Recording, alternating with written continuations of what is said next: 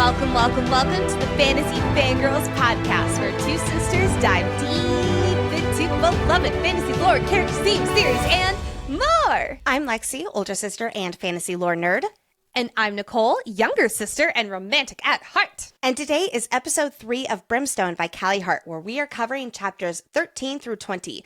Please, oh please, listen closely to our spoiler warning for these Brimstone episodes. Spoilers for all of Brimstone. Yes, that even includes the last sentence of the book. We may also reference any of the bonus chapters from Quicksilver or Brimstone. I know today we're referencing one from Brimstone. Joshin's secret is laden with every single Easter egg we need for the literal last line of the book. And we will, unsurprisingly, be talking about it. So if you have not read up to that very last line, then please go finish the book. We will be here when you're done. Next, we have Fantasy Fangirls, are adults who say adult things about adult books. In other words, friends, this podcast is rated R. The Huntsman Cottage. Was I expecting this book to give us dream sex? No. Am I mad? Also no. Am I going to go through it? Yes. So please be mindful of those little listening ears. Additionally, we are so excited to see what upcoming live events. Lexi and I will be part of the Fantasy Fangirls charity live stream on Monday, December 29th. But there's a twist for this live stream. We are going to be playing a game of TTRPG. Think Dungeons and Dragons during the stream. And if you donate, you will be able to influence the way the game plays itself out. It's going to be so much fun. Be on the lookout for more info in the coming days. And on March 6th through 8th in Dallas, Texas, we will be podcast partners at Dreamers and Readers Festival. On April 8th, we are partnering with the Denver Nuggets and Rebecca Yaros for a Fourth Wing themed basketball night at Ball Arena. Plus, we have a very exciting something on April 19th in Seattle. More details coming soon on that. Check out our website or the links below for more information to most of these events, including a promo code for Dreamers and Readers. Also, in case you missed it, welcome, Fantasy Fan Fellas to the Fantasy Fangirls Media Network. Our very own executive producer Hayden and Book Talk star Stephen Walker recently launched a new podcast where every week they dive deep into Brandon Sanderson's Mistborn. Hayden is an expert in Sanderson's Cosmere and has already read the Mistborn series. But Stephen has not, so each episode only includes spoilers up to the chapters covered as Hayden takes Stephen through his first time reading Mistborn. Episodes 5 through 7, the penultimate episode of the season, are available now on the Fantasy Fan Fellas feed. It is only available on the Fantasy Fan Fellas feed going forward. So be sure to give them a follow, link in the show notes. Last thing before we jump into Brimstone Episode 3. If you love Fantasy Fangirls and want more events, more community, more content, and so much more, please check out Fantasy Fan Club. We have 3 membership tiers that you can join. Number 1 is the Hive Mind, which includes access to our Boppin' Discord, live Q&As from Lexi and I, a book club often featuring the authors themselves, like Callie Hart. We also have community events, promo codes for live events, plus 20% off and access to exclusive merch. That is for $6 a month. Or you can join the Spice Watchers, which includes everything from the Hive Mind, plus early access to ad-free episodes, our full episode outlines, and special voting privileges. That is for $10 a month. And then last but not least, we have the Feral Fans, which includes everything from the previous 2 tiers, plus behind-the-scenes content, a welcome gift, giveaways, private Discord channel, and your name shouted out on the podcast. That is for $25 a month. Join the party at fantasyfangirls.com/fan club. The link is also in the show notes. And really and truly, thank you so much for supporting us as we've turned this podcast into a dream come true. It is all because of you. And now it is time to go back to the Silver City itself, Zilvarin. To start off every episode, Nicole does us the honor of summarizing this stretch of chapters. So gather round as we sing Loris Ballad to discuss what happens in chapters 13 through 20 of Brimstone. Chapter 13. Kingfisher is ready for an attack with ease, while him and his Quicksilver laugh at Carrion's pleas. In the blink of an eye, the lights are out. Madra's guardians are not ready. They jump with a shout. In a matter of seconds, the guards are all gone. It takes takes less than that for Kingfisher to throw Carrion on Madra's front lawn. With a glamour in place, they're off like the wind to track down co-bank owner Eric for the win. Chapter 14. Back in Ammontraíeth, things are getting worse as the rot keeps spreading throughout the Yvelio-verse. Pelides and Saeris take a detour to see what Alget has in her library. They hope she has what they need. Inside the library, Alget's kind of a bitch, but be nice now, Saeris, or you won't get the books from the witch. Let's see what information on alchemy she can glean. Just a few drops of blood and Saeris can learn what books she can read. Right after Alget leaves for the shelves, a blur comes crashing into Saeris herself. Well, bad news bears, Saeris' magic swells where the shadow cat dwells. Chapter 15. Back in Zelvarin, Vorath swears he doesn't know where Eric ran off with all of Carrion's dough. Carrion cuts through the bullshit with barely a hit. Vorath has no choice but to do as his highness sees fit. So Vorath does what Vorath does best. He cheats, he lies at his master's behest. He leads them both to a tall bell tower, where the light never touches the prey for devour. Inside the tower, Vorath shows his hand, leading Carrion and Fisher to a demon trap. Be damned! Chapter 16. With Foley now bound in the library chair, it's time to get some answers, but all he does is glare. He doesn't believe Kingfisher's alive. Nice try. For fuck's sake, Ferris, you stabbed his knife in his lost brother's thigh. But Lorath is here to set things straight. Foley, I'd like you to meet Kingfisher's new mate. Chapter 17. The floor is now covered in scorpions galore, climbing up Fisher's thighs and stinging him more and more. Carrion's condition on the floor is far worse, to the point where he'd rather be carried off in a hearse. Thank the gods for Adina and the stories she told to a young Kingfisher about the demons of old. Joshin's a demon that thrives in the dark, but with the light, oh boy, his body will embark! With nothing but his hand, Fisher pounds at the wall, unleashing magic on the wards that are playing hardball. Needing to stop his mother's voice of the dead, Kingfisher finally breaks through the wall with an off with his head! I wish it were that easy. It's time for a deal. Joshin can live if he helps our boys heal. Chapter 18. It's been 800 years since these wolves were united, but neither Foley nor Lorith seem too excited. With the tension now gone, the awkwardness sets in. Maybe Foley can teach Saeris the way of his grandpappy's kin. Oh wait, Saeris, before you go, when did you last sleep? Your body needs rest or the consequences will be oh so deep. Chapter 19. After they barely escape out of the tower alive, Kingfisher shows Carrion how to make the cure to survive. The venom might be gone, but his broken bones remain. Kingfisher follows Carrion to his domestic domain. Kingfisher can't help but ask his new bunkmate, Carrion Swift, are you in love with my mate? Alas, he tried, but his heart wouldn't bear it. So, cheers, gents. Take the anti-venom and submit. Chapter 20. Staring at the wall, she's getting nowhere. Who knew sleep would be something that could be so rare? At last, she's done it. She's fallen asleep. She finds herself in a cottage surrounded by snow so deep. Kingfisher is here outside chopping wood, but inside, in the cabin, he makes Saeris feel oh so good. I said a bang, bang, bangity bang. Kingfisher won't let her bite him. Dang! After their fun, the two reconvene from the library to the bell tower and everything in between. Yay! Yay! Sex!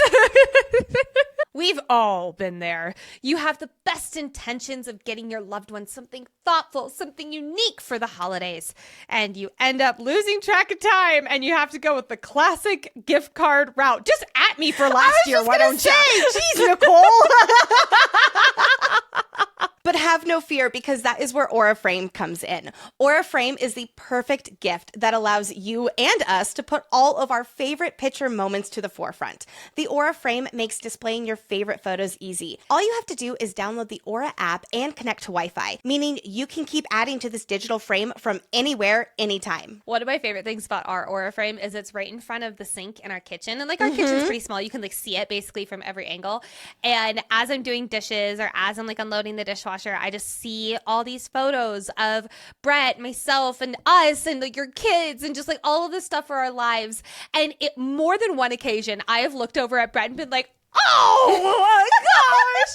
Because like we don't hang up photos in our house. We don't either. This was our solution. This is ours too, and it has been one of my favorite additions to our house. I really want to get it for mom and dad. I think that they would love it, especially be able to see photos of the grandbabies. Oh my goodness, I love Aura Frame. For a limited time, save on the perfect gift by visiting auraframes.com to get $35 off Aura's best-selling carver mat frames, named #1 by Wirecutter. That's the one that Nicole and I have as well. Use promo code FANTASYFangirls at checkout for that $35 off. That is auraframes.com, promo code FANTASYFangirls. This deal is exclusive to our listeners. And friends, frames sell out fast, so order yours now to get it in time for the holidays. And please, please, please support the show by mentioning us at checkout. Terms and conditions apply. It is time to don our relics and step through the Quicksilver to explore key insights, character analysis, lore, foreshadowing, theories, and oh, so much more. So friends, for these episodes 3 and 4, when our main characters are split up in different realms, Nicole and I are going to divide covering these chapters by location instead. So the first half of the segment is going to be in Zelvarin, and then the second half in Ammontraíeth, and then we'll bring it all together in the Dream Cabin. Cause yay for episode flow! All right, yes, so let's jump right into Zelvarin. Yay! We've been waiting to cover this since Callie teased way before Brimstone's release. So Kingfisher and Carrion have 3 tasks here in Zelvarin. Number 1, get a lot of silver to bring back to Yvelia for enough relics to evacuate the realm. Number 2, get information on the feeders that came from Zelvarin. And number 3, bring Hayden Fane back to Yvelia so Saeris can finally be reunited with her brother. And Kingfisher's secret number 4, kill Madra.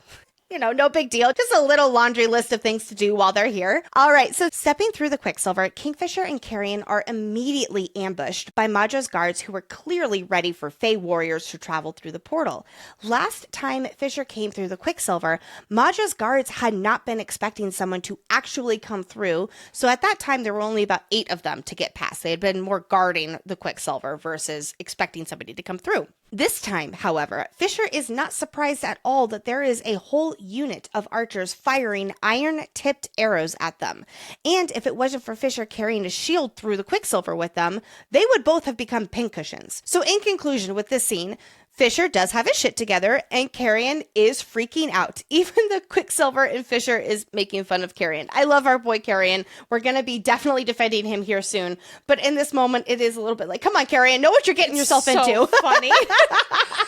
Now, it's important to note that neither Fisher nor Carrion have brought their god swords with them because they cannot risk Madra getting her hands on one of them and stealing the Quicksilver again, which means that they would be stuck in Zelvarin for who knows how long. So better safe without them rather than, sucks to suck being in Zelvarin. Can you imagine Kingfisher in Zelvarin for even a year?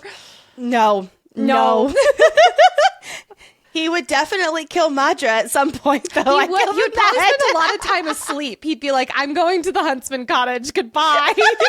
Karen would be like, fuck you, dude. Fisher throws out his shadows, engulfing the entire Hall of Mirrors into darkness. The Guardians cannot see anything now. Not even Faye can see through his shadows, like Carrion cannot see through his shadow's darkness here either. I also love the little bit about how Fisher sees a monochrome when he is looking through his darkness. Okay, so I feel like this has to be some half-god foreshadowing here. Since he sees what the Fae cannot see when his shadows flood their vision, I feel like that's just like a nudge, wink, wink as to how other his magic is, which is thus linking us to the half-gods. I hadn't put those two together, but yeah, I suppose you're right there. And in this darkness, they are able to fight their way out of the hall with little effort on their Fisher's part, since Fisher is using his magic to make the Guardians shoot each other instead. I also love how his shadow magic jams the keyhole. Okay, I want Kingfisher on my fighting team. You know those like, who would you pick? No matter what, Kingfisher, because he... This is brilliant right here. This is like offensive on steroids. I love this. So smart. So, step 1 of entering Zelvarin, complete. Step 2, escape the palace.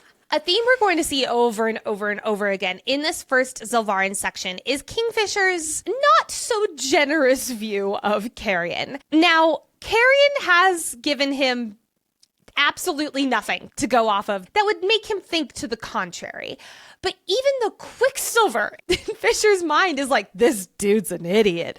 It manifests in Fisher quite literally not telling the smuggler any of his plans with getting out of the palace. Note, in his mind, he repeatedly calls Carrion the smuggler, not his king. Rarely Carrion, it is the smuggler. It is this little inner monologue moment that highlights how to Kingfisher, Carrion is less than, which we will later learn Carrion, when he's viewed as less than, he will play into that illusion that someone has over him. It's an easy way for him to know exactly how much others underestimate them. Honestly, Carrion's fucking brilliant for doing that. And right now, that's exactly what Kingfisher is doing, wildly underestimating the smuggler. But it brings to a brilliant moment in this book. With the Hall of Mirrors cleared, it's time to get out of the palace. Where's the door? Doesn't matter. That window looks great. Kingfisher throws Carrion out of the window. I want to take a moment of just sheer brava for Anthony Palmini here as he goes, this is Carrion, he goes, fuck you, Fisher! It's like so perfect. The two land 60 feet below onto a canopy over a food stall with a screaming woman saying, my cabbages! Not really, but I hope you got that reference. So step 2, escape the palace, complete. Maybe not their most graceful, though. It might be technically the middle of the night right now in Zelvarin, but remember that there are always 2 suns up here, which means that, yep, it is light outside. So now that they've fallen into the square in the hub, it is past time to conceal themselves. Luckily, Fisher uses what he can of his small magic to glamour himself and Carrion to look human, since standing at 7 feet with pointy ears and canines is not good here, where magic users are forbidden and Fae are more like a myth here. While we're on the topic of glamoring, I want to quickly highlight how this works with Fisher's magic, especially in a different realm. He has to dive deep into his magic reserves to cast the glamour over the 2 of them, where the layer of illusion clings to them like a second skin. It doesn't take a lot of resources to glamour, but glamour is a small magic that Fisher cannot draw on as easily here in Zelvarin like he can where his magic is from. Yvelia. So this is an interesting fact that his shadow magic for him is from Yvelia, but it's not necessarily supposed to be when we get to the end of the book. I'm also guessing he is not limited on his magic in Diaxis either. That would be my assumption, yes. There are some realms in this universe that have absolutely zero magic, and there, Fisher would not be able to access any of his magic. But here in Zelvarin, old magic has clung to the bowels of this place, so he can at least pull a little bit of his magic. But he only has so much, and he just used up a lot of it in the Hall of Mirrors with the darkness, and then with glamoring them here. So he has to be very mindful how and when he uses what little he has left until it replenishes. Which is why he cannot give himself a fucking tan. With the 2 suns in the sky, people here have far more sun color on their skin, whether it's tanned or burnt. And then Fisher is, his wintry, pale little self, which makes him stand out quite a lot, even though other than that, he does look human. I love that he never explains what he looks like, because I think, if I'm putting myself in Fisher's shoes, he is not the type of dude who would want to look at a mirror right now. He wants to see himself as that Fae warrior. Even when he looks at Carrion, he's like, I'm at least significantly better looking. So all of this about magic and not being able to access your magic as well in different realms, I'm guessing this is a big reason that Carrion has not been able to explore his own powers. Fisher will note that Carrion is kind of impressive with some small magics, but we will not see his plant magic until he's back in Yvelia. By the way, I think it's even this stretch of chapters, or maybe it's the next one, that Fisher is like, I think that Carrion has fire magic, but we'll explore that later. I have never once gotten the impression that Carrion has fire magic. I figured he's plant master. That's what I figured too. Yeah. But anyway, so we're just going to put a pin in that for right now and explore that later. Fisher does also know that Carrion's bloodline is particularly powerful. So I strongly believe that he is going to come into his powers too in book 3. Maybe he has his plant magic, and then maybe he also has his fire element magic. I don't entirely know how it works, but yeah. I think he has a whole other magic as well. But again, I'm teasing that because I'm going to be talking about it for a long time next episode. So take that with a grain of salt. I'm curious about that because I did not read it the same way as you did. That's unsurprising, Lexi.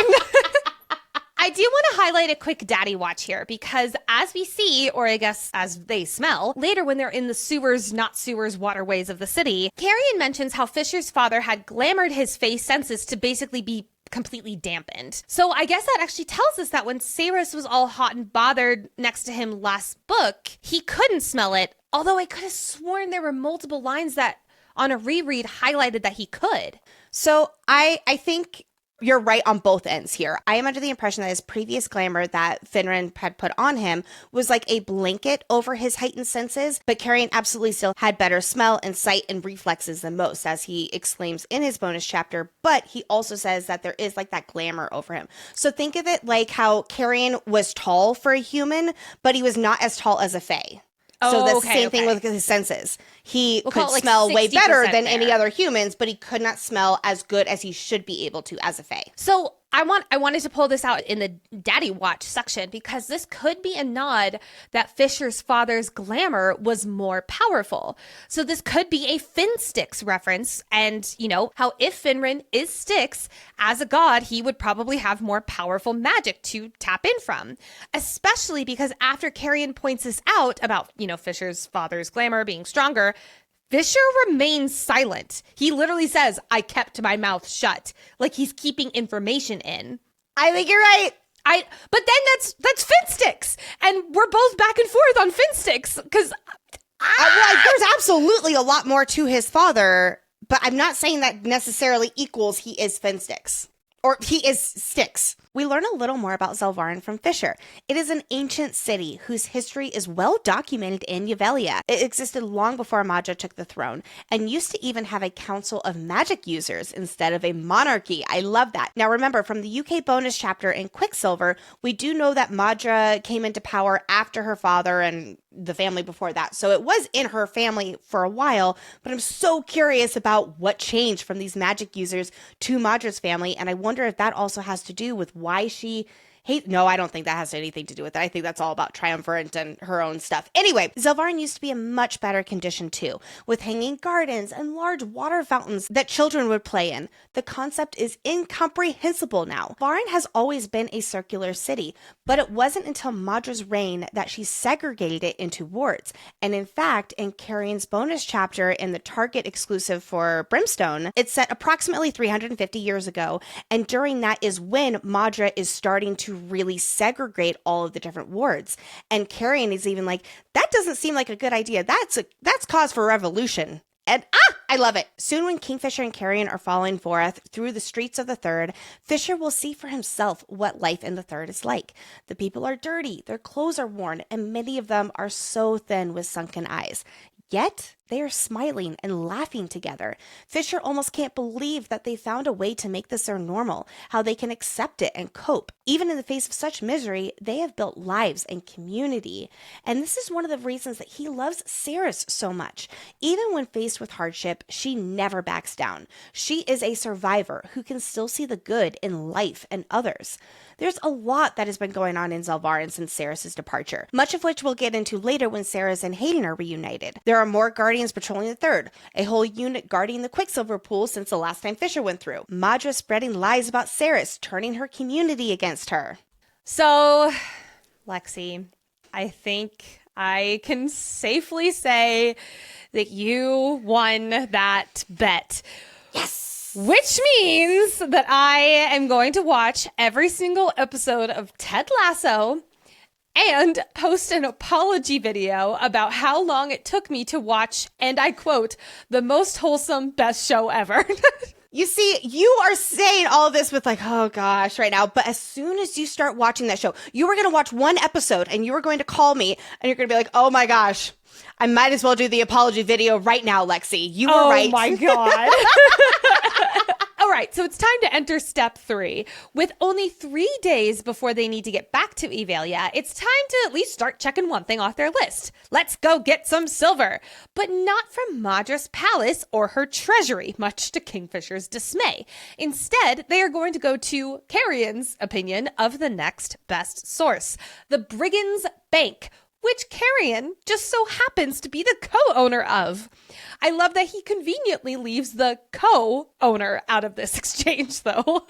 Yes, Fisher, your assumption to break into Madra's treasury is silly. That's so silly. That idea would never work. Madra has possessively hoarded all of the silver in this city for centuries.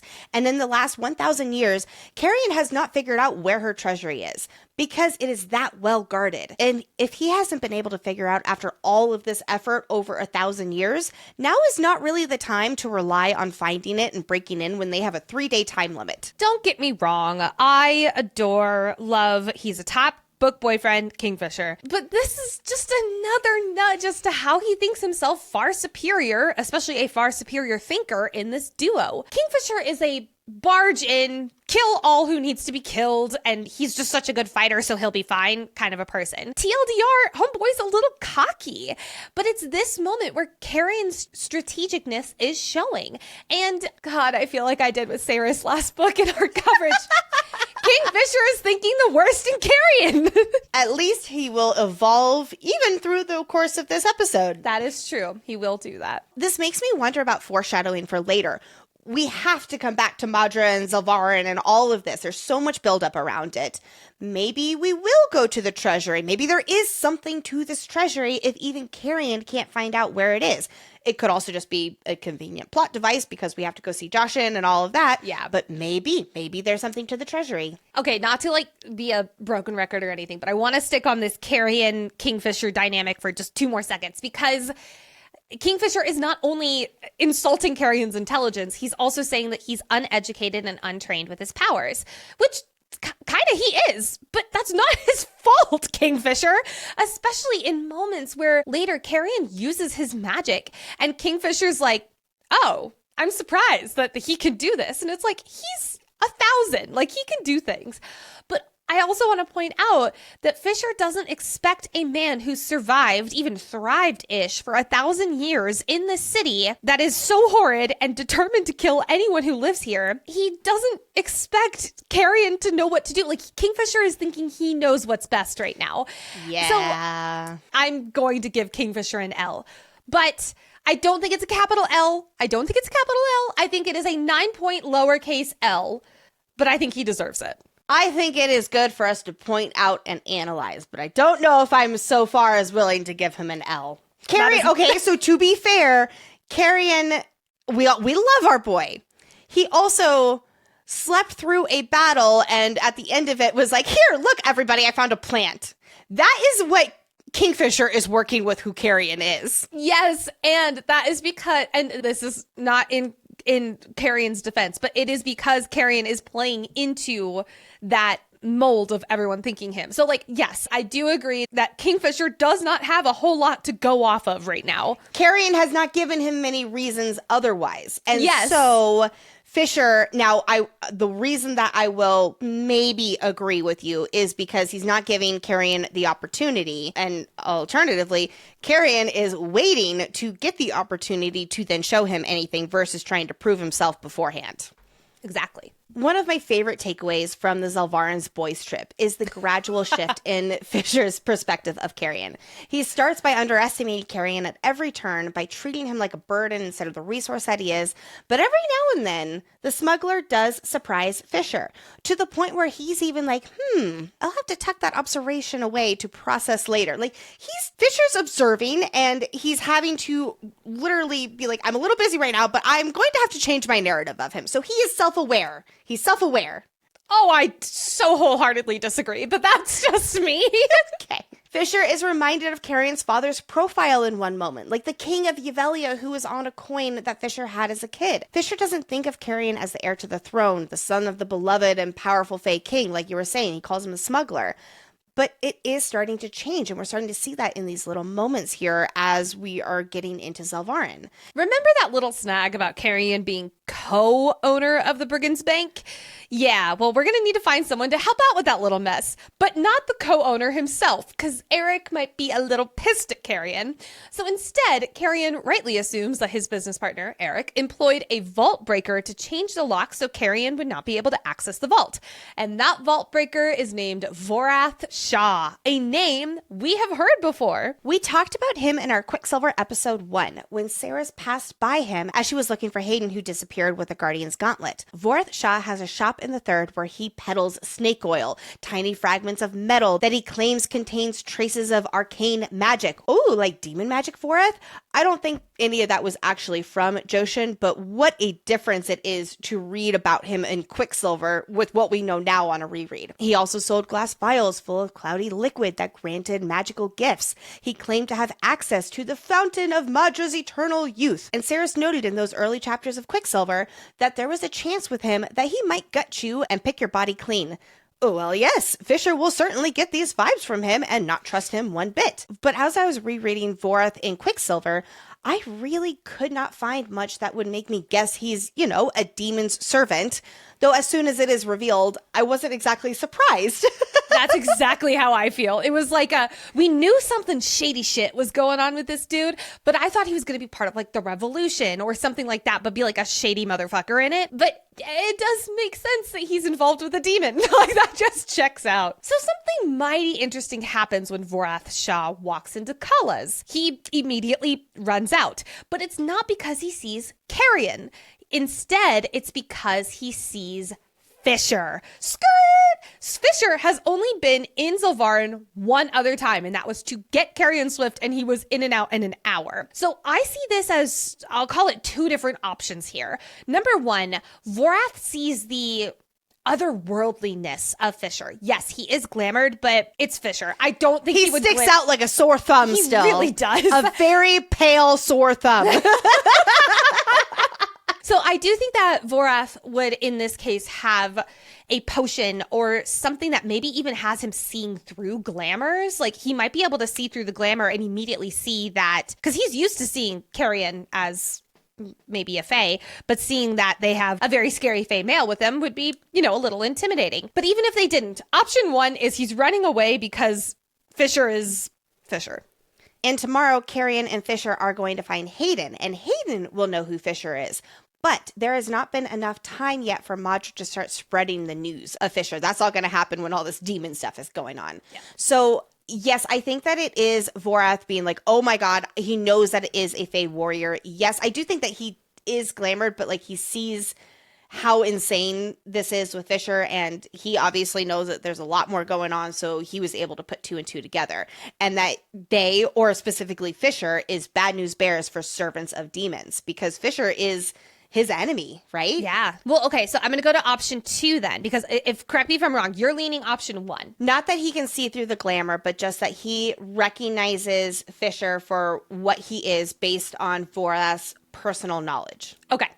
So option 2 is from descriptions in Orlena's chapter. Fisher and Finran do look mighty similar. So I wonder if Voreth knows Finran from, Zilvarin, and maybe they've run into a pickle or something at some point, and he actually mistakes Fisher for Finran.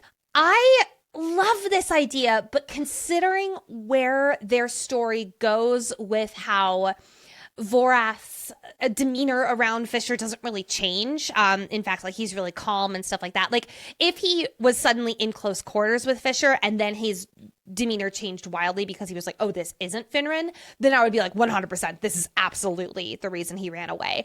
What if the Fae with all the bones and everything is Finran and it's like, there's Finran? No! I don't think that actually. Not. I promise I don't actually think that. Terrible. That would be just egg on our faces. So anticlimactic. God.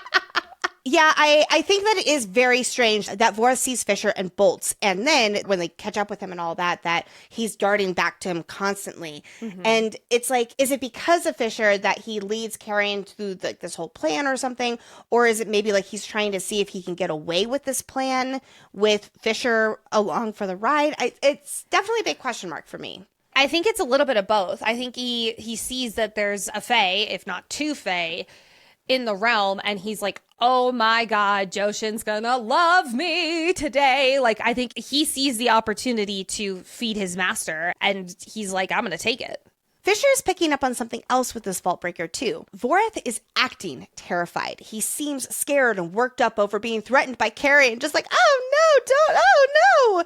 Except he's not really. And Fisher can tell with telltale signs like the calm rhythm of his heart. This is another reason why I don't think it's Finrin.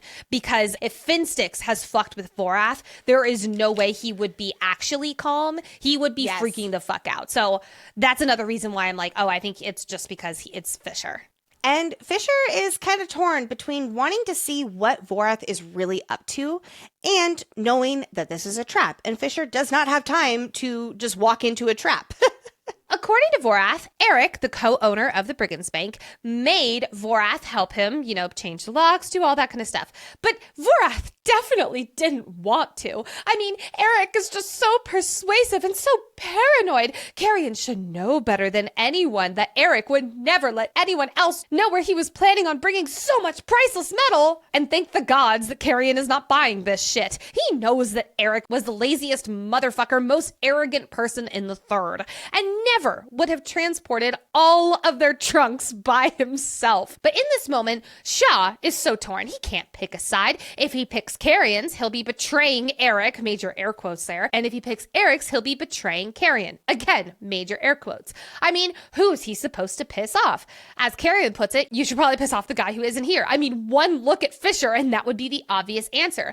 But again, this is just another moment of Shaw playing the fool of leading a horse to water, basically, by like, oh, I'm the innocent victim here. Well, I can take you to Eric, da-da-da-da-da. And of course, there it is. So Shaw leads them through the streets of the Third to a tower, claiming that this is where Eric has brought all of the treasures and that he has some sort of charmed object that acts as a key to allow him to get in. It's just a magnet. I love that. I love that it was a magnet. And then Vorath being like, what's a magnet? Yeah. Well, and then also there are a few fun little tidbits about magnets and Yuvelia and all of that. But Fisher's like, oh, does Carrion know that this is a magnet? And Carrion does. And he's like, oh, okay. Like he does. Like another little moment where it's like, oh, okay. Like he knows more than I'm giving him credit for. While it's my understanding that there is truth to this statement, Vorath is taking Carrion and Fisher to where there is lots of treasure. He obviously has quite the alternative motive. So this is how I understand what happened. Yes, Eric did get his help in moving the treasure because Carrion had been missing in Yuvelia for so long. And Eric is like, well, cool, I'm just going to go ahead and become the only owner of this bank and move all of our shit. And that is where Vorath then took him to the bell tower. And I'm pretty sure that little dead body in the fetal position that we see. Oh, it's Eric. It's got to be Eric, right? It has to be Eric, yeah. And so I think that's Eric. And so Vorath took Eric to deposit this treasure in a great place that he had. And then Eric died by Joshin. That's just my theory, though. Yeah. So yes, little do our guys know here, although Fisher knows nothing good is about to happen, Vorath is leading them to his master so he can nom, eat them. Nom, nom, nom, nom, nom. Promising to show them the goods, Vorath takes them to that magically locked door on the side of the building. A building that just happens to be a bell tower, aka the tallest point in the Third. Rooms on rooms on rooms on rooms, but they're all empty, except for skeletons. Fae skeletons. Blaring show don't tell that something is mighty, mighty wrong, but also that these skeletons have been here for a long, long time.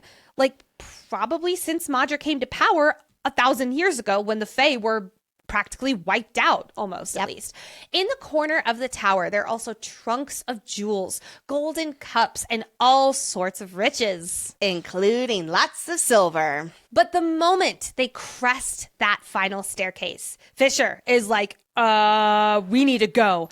But it's too late. Shaw pushes Carrion into the room, and Carrion's hands and knees are immediately stuck to the ground. How is that possible? Runes! Glowing green, then flaring bright white. There are thousands of runes, interlocking on the walls, the ceilings, the stairs, the floor, exactly where Carrion is trapped. It is a demon trap, old Alchemyran magic designed to do exactly that, trap demons. But this one has been around for so long that it has deteriorated and manipulated. So instead of trapping demons, it's Joshin's way of trapping his prey, almost like a spider web, basically catching a fly. Which brings us to the demon himself. Joshin, Lord of the Desert, King of the Dark Dream, aka the Scorpion King. who is made of millions of scorpions, capable of being all of them skirting around the floor or combining themselves together into one giant figure. Gross. He can be many or one, both of which are absolutely terrifying and deadly.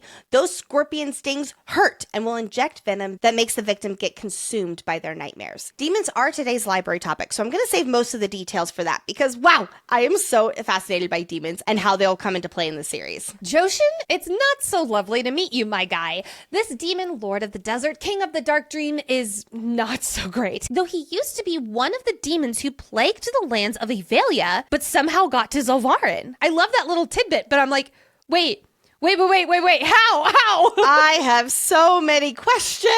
Same. Each scorpion has venom capable of making one see their darkest nightmares haunting them. Normally, they're haunted by people they love, saying terrible things about them. It also makes one incredibly tired.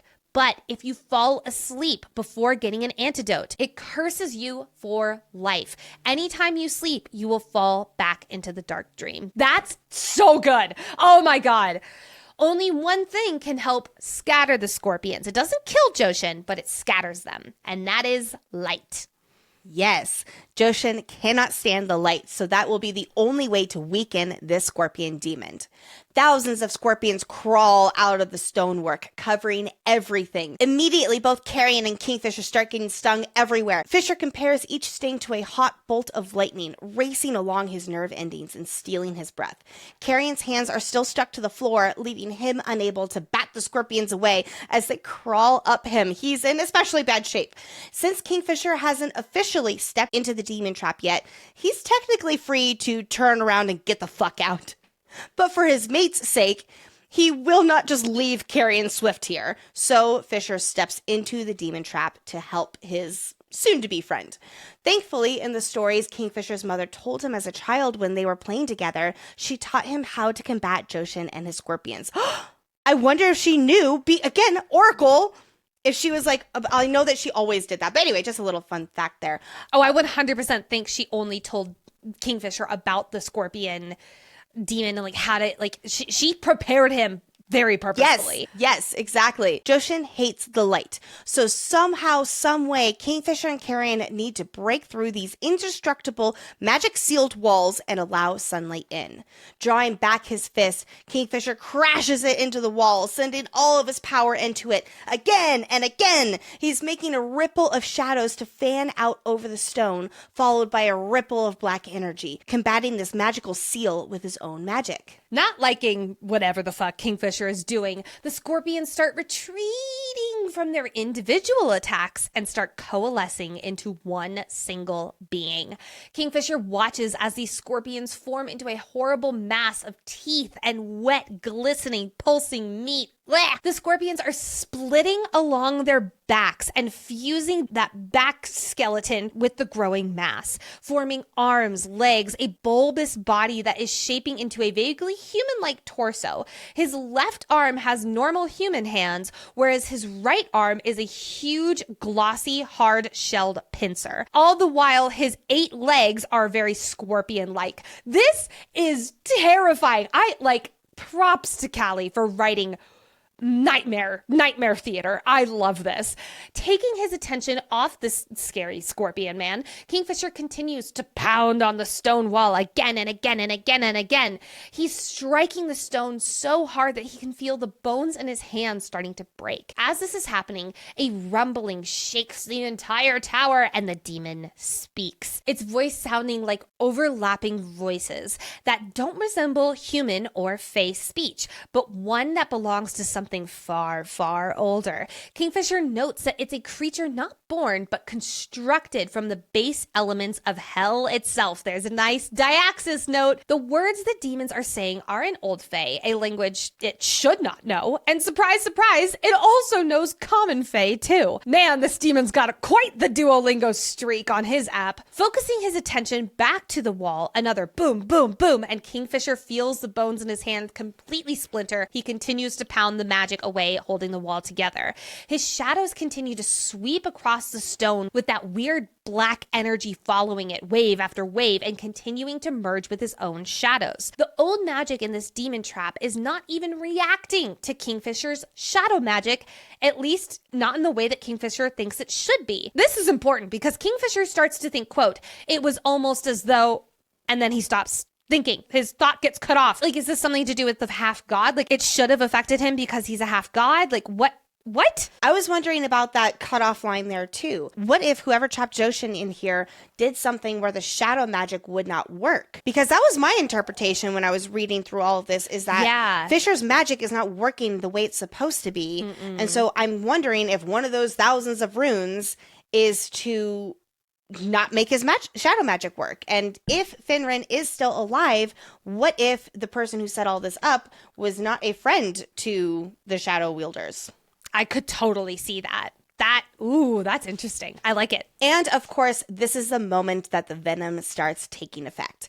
Fisher sees his mother standing next to him, looking as she always has, beautiful and sad. We even get the detail that she's wearing her favorite dress. It is blue with kingfisher birds embroidered onto the skirt, their wings flashing a metallic blue.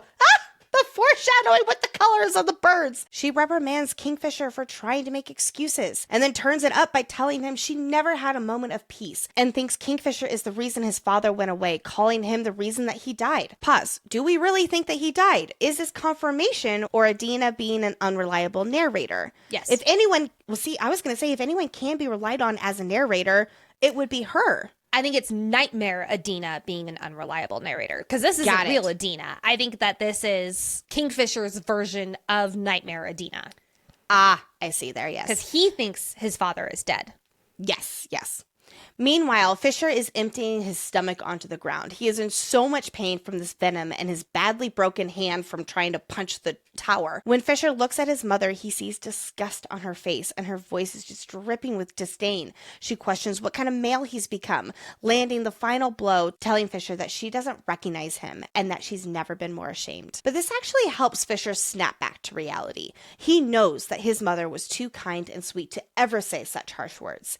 This figure might look like his mother, but Adina knew that her son was not weak, something she made sure of herself. And I love that. He knows his mother better than his mind is trying to trick him. And Fisher has lived with demons inside his head most of his life, with the Quicksilver slowly making him go insane, and then being trapped in Malcolm's maze for 110 years. Fisher knows how to ignore these demons in his head, but still doesn't make it not sting to hear this hallucination say these very hurtful words that his subconscious already is trying to tell him. Tuning out his mother, Kingfisher turns his full attention back to the task at hand, getting him and Carrion the fuck out of here. Using his own blood, Kingfisher draws the rune for break on the wall, which, pause, this is not the same rune exactly as the Hazrax will ink on Saeris later this book. That one's much more abstract. It means undone, break, a whole bunch of other things. And much more powerful, yeah. Much more powerful. This is just a straightforward rune for break. As soon as he finishes the final line, the room lights up in a blazing white light. This is not the sun's, this is the rune itself glowing. The rune sinks into the wall, forming deep grooves into the stone and stretching the magic on the wall thin. This also means now that the ward that is keeping Joshin in place is broken too. So he can travel throughout Zavarin now and, quote, invite everyone to the dark dream. This is bad. Not wanting any of Joshin to do that, Kingfisher turns and smashes his fist into the wall, finally causing the wall to crack open. And on the second strike, a large section of the sandstone explodes out, allowing the light from the two twin suns to illuminate the dark space. The second the light touches Joshin, the demon begins to flail and attempts to find the way out of the light, going as far as to start to disassemble back into those thousands of scorpions, to spread itself out. But half of it is already starting to melt as it's caught midway from scorpion to demon. It's raw flesh exposed to the direct sunlight. Backing up a little through all of this, Vorath has been taunting the boys. Joshin hadn't been able to break the wall, and he had been trying for 1,000 years. That's how Vorath found him. From the tunnels, he heard Joshin trying to break out, and he followed the pounding bounding to the tower. My guess is Vorth was up to his shady shit, and once when he found Joshin, the scorpion demon seized the opportunity to make this human his servant. I'm assuming willingly, probably. Vorth is definitely mad in how he delights in his master getting to feed on these two and how magnificent he is to behold. Initially, I was wondering if there is more to Vorth and Joshin within our story, like trying to come up with theories about Joshin becoming his master. But the more I think about it, the more straightforward it does feel, especially knowing how slimy Vorth Shah was back in Quicksilver 2. Though with Joshin's introduction to the story, I'm sure there are Easter eggs as it relates to him being a demon, and what we know about demons in other realms later on, as well as his secret that we'll be getting to here soon. I really do think that Joshin is to help move the plot forward with the other storylines. He also might be a great Easter egg for what it used to be like in Zelvarin, and who trapped him here, especially when Fisher is like, you shouldn't know these languages, like Old Fae or Common Fae. Joshin says that he's heard many languages through the walls. That is including Old Fae. It shows how long Joshin has truly been here. I like my crack theory that if Finran was alive after the Quicksilver stilled, he is the one who created this demon trap for Joshin. And maybe that is when Fisher's like, it's almost as if though, I don't know what that would mean with the shadow magic not working in there, because you would think that the shadow wielder would want his magic to work. But anyway. Wait. Going off that theory for a second. If the rune magic deteriorated and switched into something else over time, maybe something was supposed to be more powerful with the shadow magic because it was Finran or Finstyx who trapped Joshin here. Maybe that deteriorated or manipulated over time, and that's why the shadow magic was working weird. Maybe. I could see that. I realize that there are many other people that could have made the demon trap, and everything is Finran.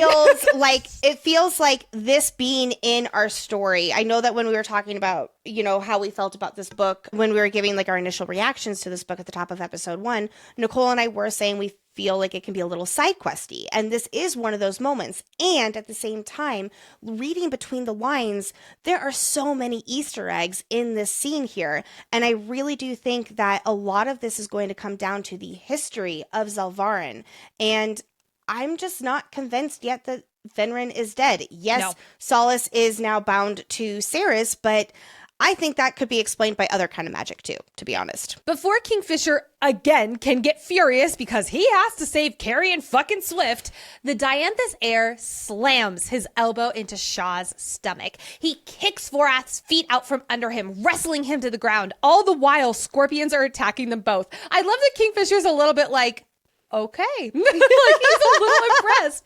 Shaw is fast. He tries to pull himself away and wriggle free. But Carrion, despite being completely stung all over, gets Shaw back into his grasp and snaps his neck. Okay, Carrion. See, Fisher, he can hold his own. Exactly. And here is the end of Vorath Shah. Honestly, womp, womp. Deserved. Yes, deserved. No eulogy What a for fuck. you, sir. It still makes me wonder if Heron is alive after he got his neck snapped. Back to Joshin, because we might be happy this scorpion demon is severely weakened, but there is one problem. Fisher and Carrion need Joshin venom to be willingly given in order to make the anti-venom. So Fisher strikes a bargain with Joshin. Their 2 lives in exchange for the demons. And you know what? You're right, Mr. Demon. You are so great and so special that your life is worth way more than these 2 messy fae. Give me a secret, too. After all, Joshin is older than the city and he has very valuable secrets. I also want to note that when Joshin is identifying Fisher as a creature of shadows, he says, quote, "A mind full of shadows is a dangerous thing. When you already live in the darkness, hell is right there at your fingertips. So thin the veil." So before I read the end of this book, I was thinking, oh, that's got to be a reference to the Quicksilver and the demons inside of his head. And while I do think that could be a part of it, I think that Joshin is absolutely abstractly referring to Diaxis and Fisher's connection to the demon realm. Exactly how I took it, which I have another small L for Kingfisher in this moment because of how he shuts down Carrion with a shut up and then, quote, "The grown-ups are about to strike a bargain." I understand needing to bargain for the venom. He's maybe not his best right now. But do you have to talk down to him like that? Is Carrion... Okay, I'm sorry, but I'm going to have to bring my toddler thing back into this. Sometimes when my toddlers are talking and talking and talking, and it's like, I am trying to have an important adult conversation here. Yes, I know that he is not a toddler, but Carrion is not shutting up right now. He is 1,093 years old, and you're saying he's 1,096, actually. Oh my God, yes, that makes a big difference. Thank you. Don't mess with me in my timelines, Nicole. Anyway, having been around the Fae block for 1,733 years, Kingfisher is very careful with his wording for this anti-venom. The offer is as such. Quote, we will spare you and allow you to live if you provide 2 droplets of your venom to heal us, which he doesn't stop there. With a little flattery, like Lexi was mentioning, he bargains for another gift that the demon has to give them, a secret. Ooh! And Kingfisher is so smart. He said, we will spare you. Not, we will spare all of you. He only spares 1 scorpion. He locks him in a box so Joshin cannot duplicate himself like he's been doing for who knows how long, aka how he got all the millions of scorpions. And when he says that he'll set the 1 scorpion free, he doesn't say when. Just that he will eventually. So clever. And where he is being kept is not necessarily a demon trap. It's just a box. My secret box. I only picture this as the secret box from the SpongeBob SquarePants episode where it's like a picture of SpongeBob at the Christmas party. Locked into the bargain, Joshin shares his secret. Let's go through it line by line. Where there is light, there is always darkness, Shadow Weaver. So Fisher is the Shadow Weaver, and it goes back to how there is always opposing ends, light and darkness, good and evil. What a good callback to Zareth last book. And I do also wonder, because we know that the Zareth chapter was like this beautiful light hillside where the skies were blue, the sun was shining. And then we go to Diaxis, which is definitely neither of those things. So I wonder if also they are light and dark. They're opposites of each other, those 2 realms.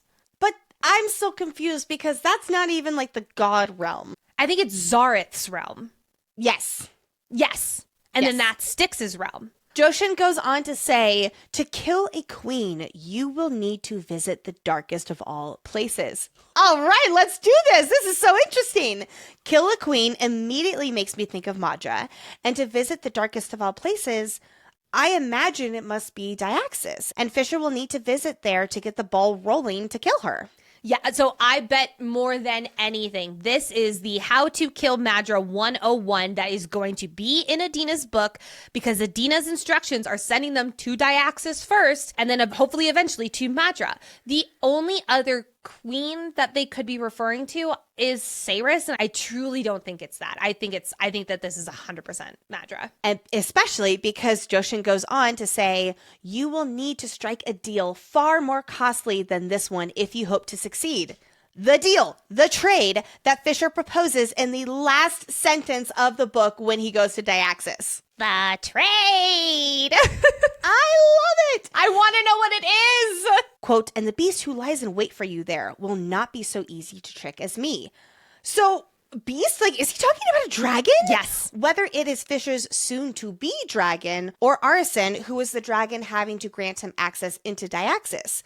However, Fisher did kind of trick her, so I wonder if it is a future beast who will come into the story after Fisher's trade. I assumed that this was Arison. At first, I was like, oh my God, is this Styx? But because Joshin goes on to say she will eat you whole in the next line, we know that Styx, god of shadows, is god of shadows versus the female pronoun used for Nichenai, goddess of masks. I think it's safe to say that it is Arison, but I didn't even think about it being his own dragon. I just kind of assumed he would take Arison. Or not take, but he would strike a deal for Arison. I didn't think about him taking another dragon. Leads me to she doesn't like him very much. And that is when Joshin says, quote, she will eat you whole, Shadow Weaver. She will tear away your soul and feed it for decades. Oh dear. Yeah, this makes me really concerned as to what this trade is about to be. Because it sure does sound like he's going to stay in Diaxis. And I swear to the gods.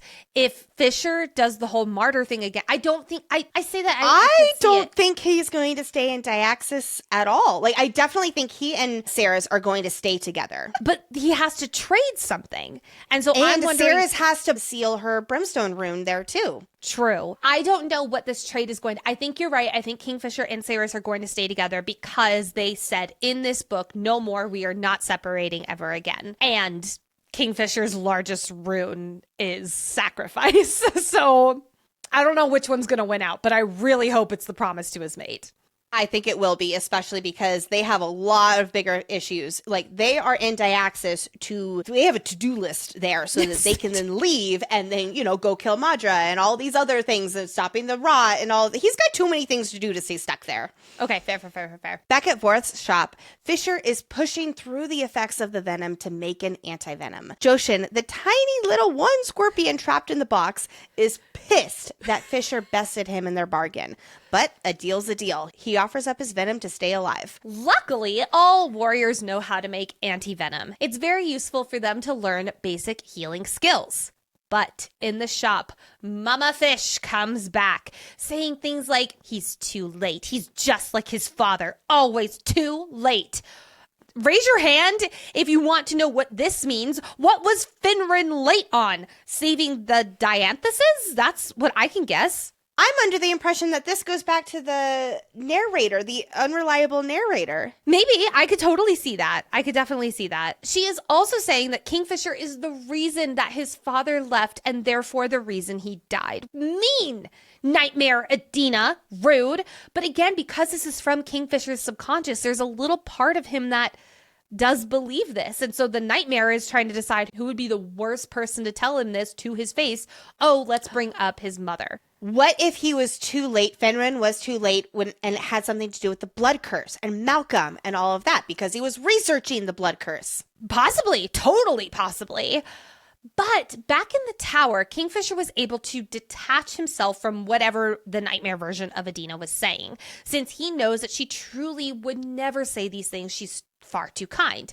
So that's when the nightmare shifts, turning instead into Mirelle, Ren's twin sister, member of the Lupa Proalia, who died at the Battle of Agen-Gate, and someone who was almost with Kingfisher. She has now attached her soul to the sword Nimirel, meaning for Nirel. Ni-Mirel. But here she's saying that Kingfisher is yet again putting people in danger, that he's careless. He's making promises to look out for people and then letting them down by being more concerned for having his own glory. After repeatedly ignoring her, she finally forces him to look at her. She says, quote, "Look at what you did to me."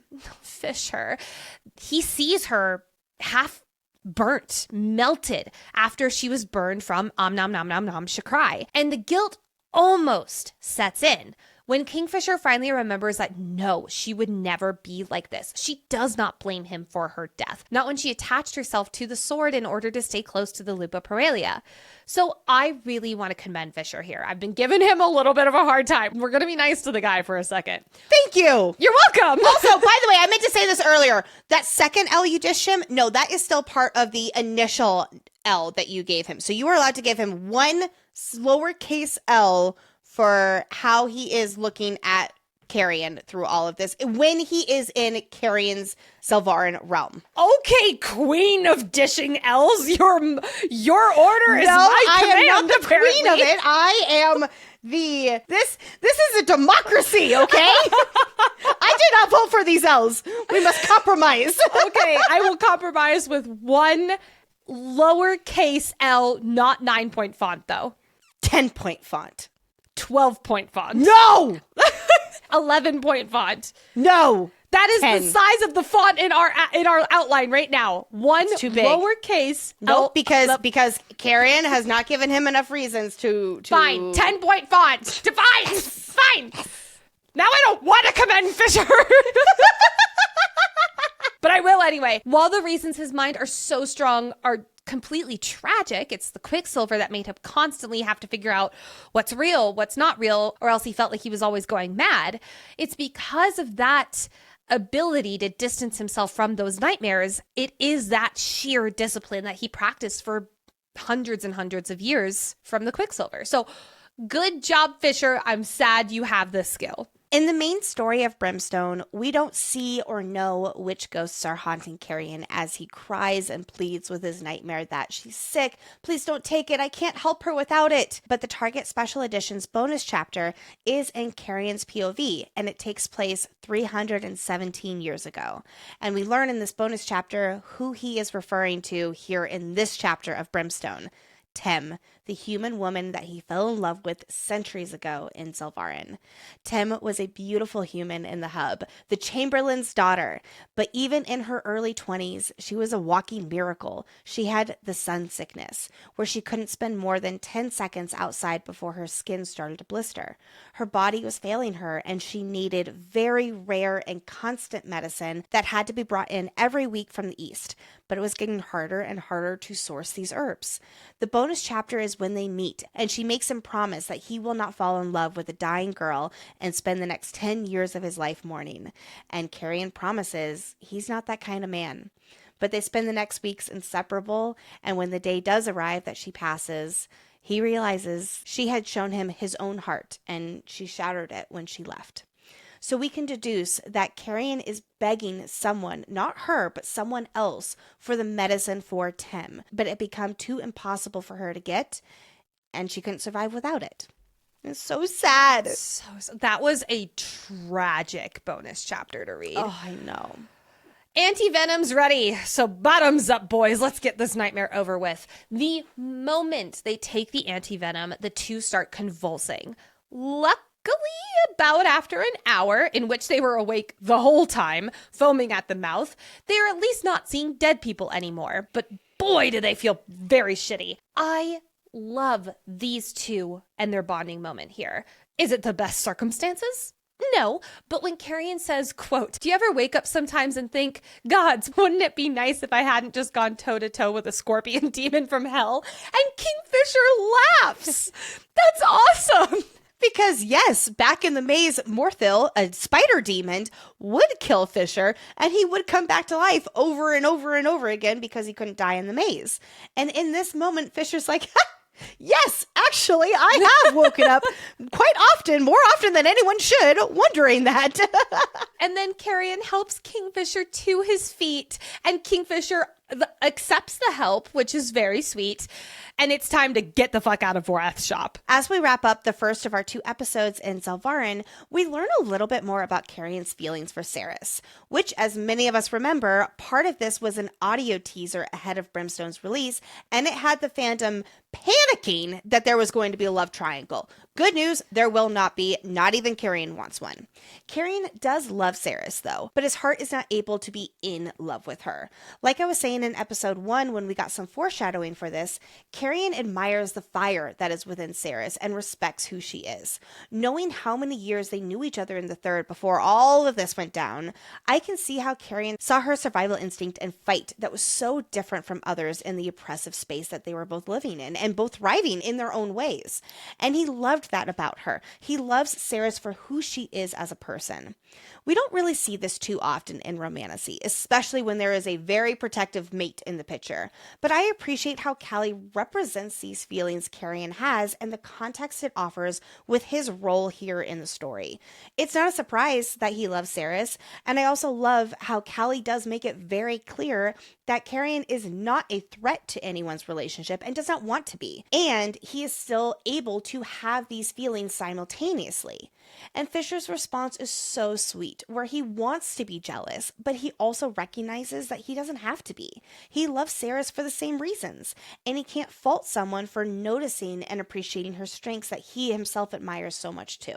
We addressed briefly about how the feelings around time for Fae and humans are very different back in our coverage of Quicksilver. But here we get yet another reminder. Fae live for so long, and when Carrion fell in love with someone, a human told him that the pain from Tem's death would be temporary. Because for humans who are gone so quickly, those feelings of grief and loss have to fade in order for them to live their short lives. But for Fae, who live so long, grief is not a short visitor. For Carrion, he feels like the magnitude of his loss grows and grows every single year. And because of that, he will not let another person into his heart the same way as Tem. Oh, Carrion. Which leads into the sad exchange as Carrion asks Fisher to help him learn how to shut out the pain. Block it off so he doesn't have to feel it anymore. Carrion has been feeling such pain and grief for 1,000 years now.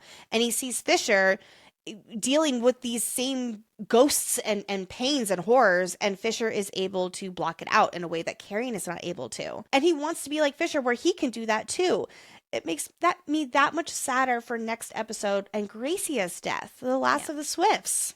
It really puts into perspective how much Carrion is hurting that we do not see as readers. Like, he is very funny, he's very lighthearted, but underneath all that, there is so much pain and just, oh, Carrion. I know. Fisher, though, will not help Carrion with this because the only way to learn how to close off this pain is to experience it as often and as intensely as Fisher has felt. And he would never wish that on anyone, especially Carrion. In other words, it's not a bad thing that Carrion feels this pain so intensely. It means that he hasn't had to block it out, which Fisher considers to be a curse. And that's one way that Carrion's inexperience in pain is a good thing.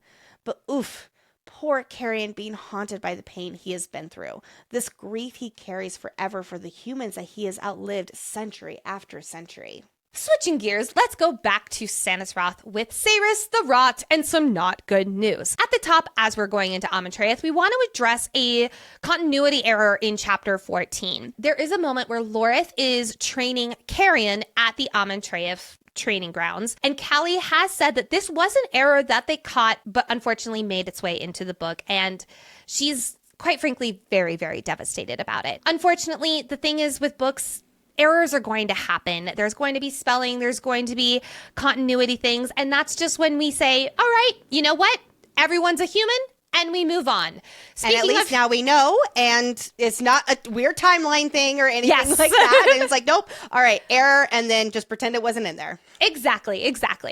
We also know that the rot is sweeping across the continent and quite quickly infecting more people, more land, and as we'll see in just a few chapters, the number of infected is growing quite quickly. Every morning, Danya and the team of warriors are riding out to track down and dismember as many of the infected feeders as they can, and even then, it's not enough to slow the pacing of the spread. Okay, so the term infected feeders are used. So that makes it seem like once someone is infected with the rot, then they become a feeder. That is also how I would take it. So my guess is that if they get infected, they will turn into a feeder eventually, but that is why people are like their loved ones are killing them and leaving them in the snow and whatnot. So the current tallies are as follows, but remember, these are just the confirmed numbers. Total known dead, 1,373. Total known infected, 1,665. Estimated infected landmass, 2,039 hectares. What's that I hear in the distance, Lexi? Is math. So if you're like me and you did not know what a hectare is, allow me to share math style. 1 hectare is 107,639 square feet. That's a lot. So it's also 0.004 square miles. So not that big. Or 0.01 square kilometers for our metric friends. But that's just 1 hectare. The estimated infected landmass is 2,039 hectares. Or 7.87 square miles. Or 20.39 square kilometers. Now, that's quite a lot. But for reference, Manhattan is 22.82 square miles. Remember, this is 7.87 square miles. That is the infected landmass. So this is about a third the size of Manhattan that is infected. Still a lot. Yeah, definitely. Well, and it's only going to get much, much worse. Much worse. Who is ready to go to a library? Me. Tal takes Saeris to the Ammontraíeth library so she can begin learning about alchemy. Girls gotta seal those runes after all. This library is located high up in the palace. It is Fae tradition for the court's gathered knowledge to stay housed as high up to the heavens as possible. And while Malcolm opposed most Fae traditions, he kept to this particular one. I love this little bit of extra lore world building we're getting to see here, that people in Evalia and the Fae, like you were saying, they want to have to work really hard in order to get access to knowledge. And that's why they're putting this in a really tall tower. The harder you work, the more meaningful the knowledge is. I just think that's so cool. Another thing to highlight about Malcolm and his view about this library and alchemist knowledge in general. This library used to be one of Malcolm's favorite places in the palace, but he began to hate it after a while. I wonder if it's because it did not house the knowledge that he was truly searching for. Could the alchemist he mentioned in Quicksilver, who disappointed him, have something to do with it? Adina's stargazers maybe attacked him every single time he entered, and he hated those paper birds that he couldn't destroy so much that he just stopped going altogether. That's my headcanon at this point. We also learn that Malcolm never let Bellicon set foot in this library. Bellicon tried to rid the realm of all alchemy records, but it sounds like Malcolm made his library off limits to his business partner. They had different views about alchemy, I think, and how to leverage that threatening and intriguing power. Bellicon was like, nope, let's just erase it from history so it's nobody else's problem. And Malcolm is like, well, hold on now here. This is powerful. Let's wield this to our advantage. Malcolm nurtured the alchemical arts and supported their crafts because while others only saw danger in alchemists, Malcolm saw power. I will say though, the way that Bellicon wants Saeris as his alchemist makes me really wonder about Alget's line. Quote, has no one ever told you what you are? No one's told you why Bellicon and your precious Queen Madra both hunted down and murdered all of your kind? And then Tal warns Alget to stop talking. What? Do we confidently think the answer to this is simply how dangerous alchemists are? We have barely still scraped the surface of what Saeris is capable of. And I think that there are some big alchemist secrets to find out that will be game-changing. I love it. I'm so excited. The library domain belongs to the keeper of records, Algat, and her shadow cat. She knows this library better than anyone. Even though Saeris is the queen of the vampires, Alget gets to set the rules in this library. And those rules include when the library is open, 1 hour before sunrise and 1 hour after sunset, who gets to read the books in the library, as well as how much of said book someone gets to read. Her typical bargain is 5 drops of blood for a few pages, but she ever so generously gave Saeris a whole book in exchange for her 5 drops of blood. Alget is also feeling extra generous today because she is going to give Saeris a book in a language that Saeris understands.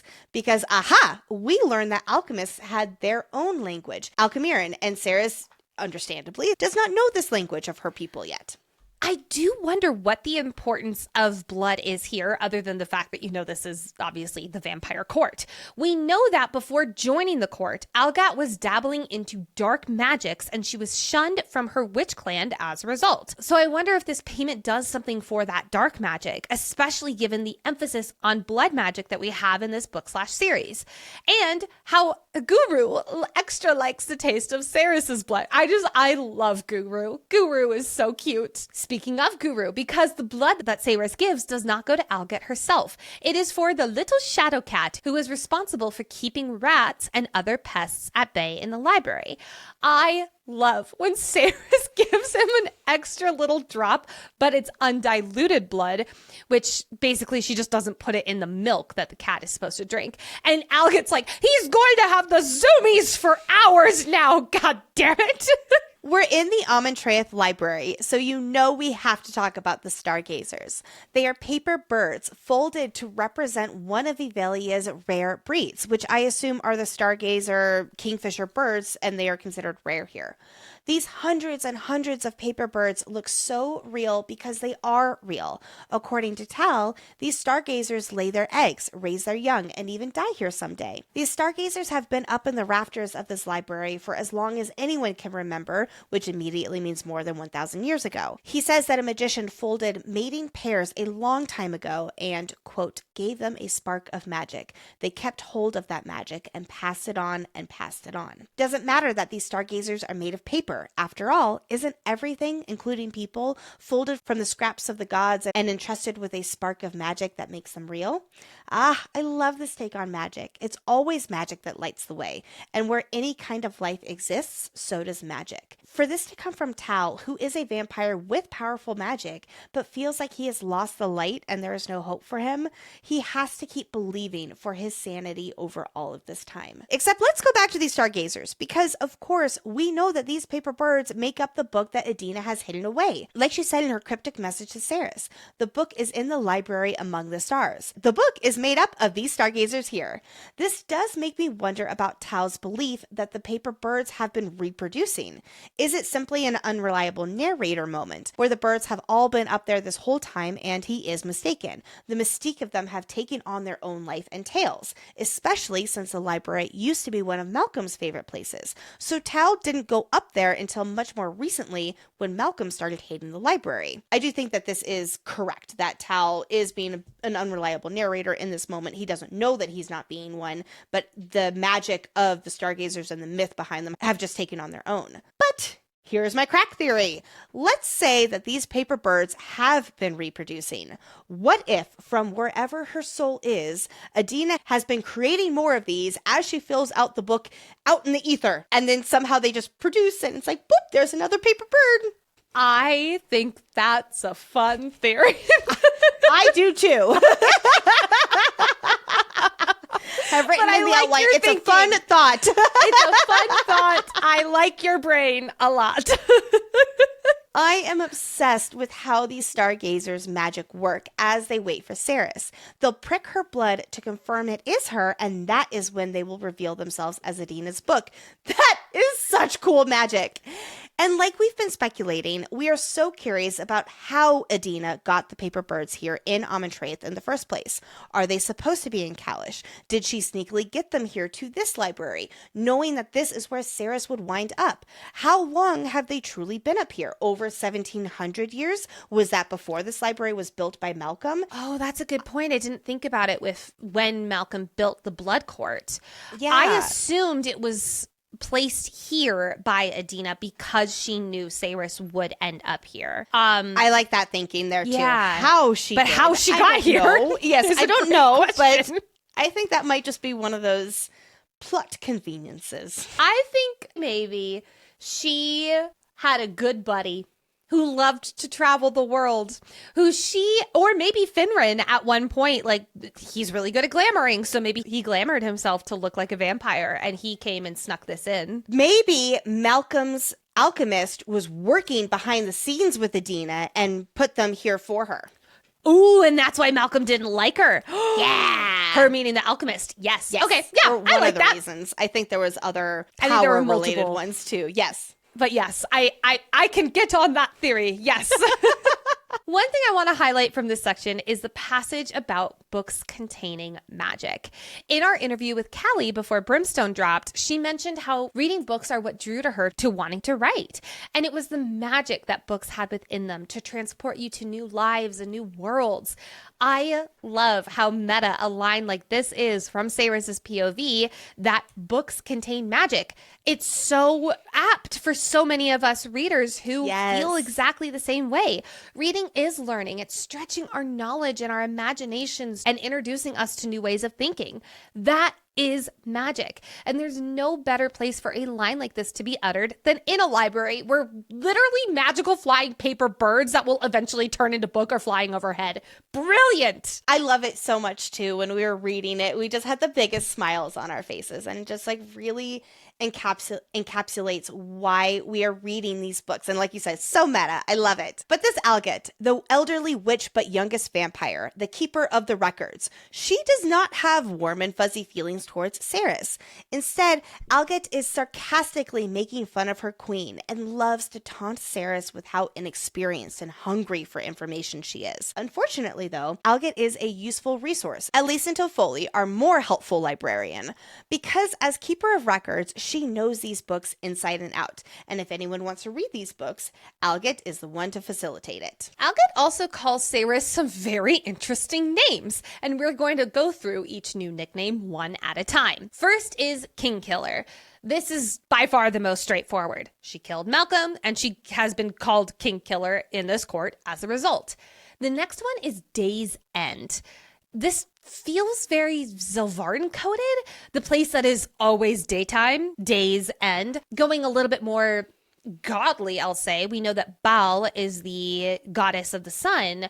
I don't see a world, though, in which this would mean the sun goddess's end. I interpret Day's End in a few different ways. I could even see it being a nod to her vampire-ness because she is not able to be out in the sun the same way that she used to be. It could also be a little doomsday-y, like the end of the universe, or the rot and this darkness that is taking over life, right? That's kind of the way that I was interpreting it. Oh, I like that. I like that a lot, actually.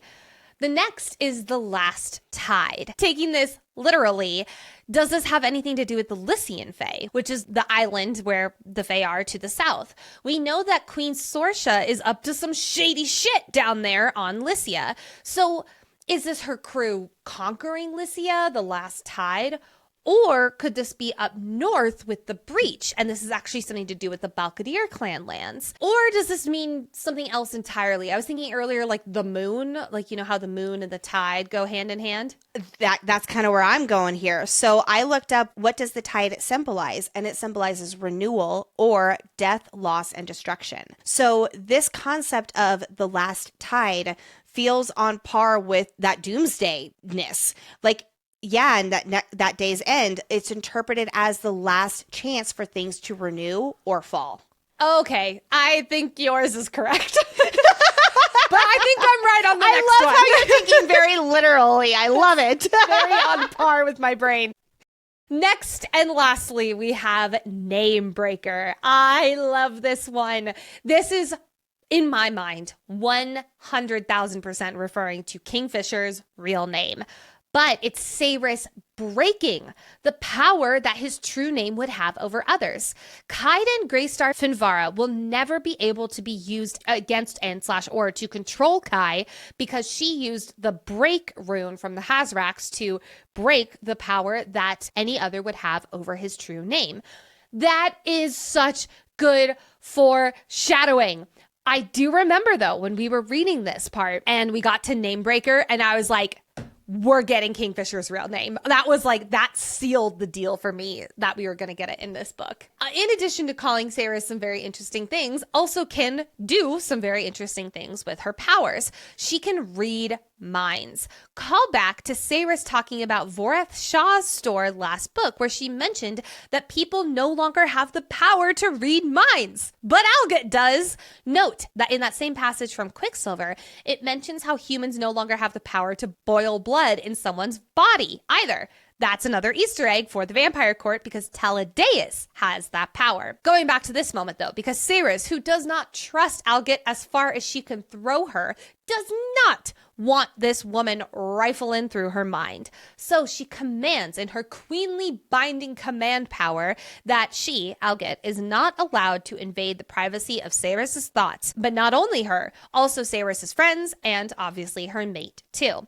So Alget says that this is maybe a mistake, King Killer, and how there might just be a day when she, Saeris, is going to want someone with that mind-to-mind connection with Alget. And Saeris is like, yeah, fucking right. Do you think this is foreshadowing? This is foreshadowing. Yes. Okay, I 1,000,000% think that this is foreshadowing, especially with so much building up with the witches plotline. Yes. Well, and we also know after the Even Light Ball, when all goes to hell with the Vampire Court, Alget is considered still alive. We do not see her on the page, but they assume that she is and that she ran away. I 100% think that she is going to join our crew's side. Is she going to be the most like found family with them? No, absolutely not. She and Danya can hang out. Oh my God. I think they'd eat each other for breakfast. No, fucking what would happen is the Shadow Cat is what's going to finally make Danya have a heart again. And I swear to God, if that's what does it.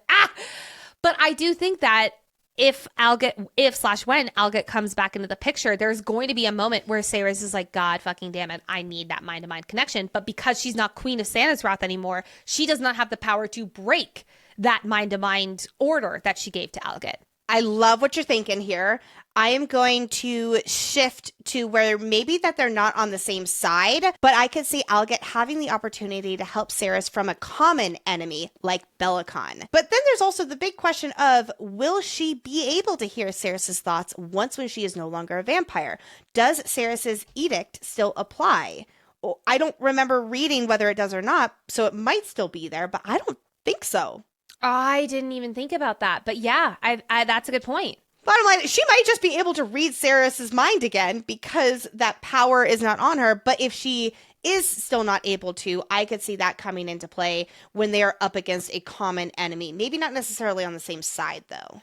No matter what, I think we're both in agreement that we want Alget and especially Guru to not leave the story yet. Oh, absolutely. Yes. I want she is a wild card and I love it. You know what I want? I want Guru to be in a battle and then look at all that undiluted blood he can lap up and then that cat would just go absolutely feral on everyone's ass.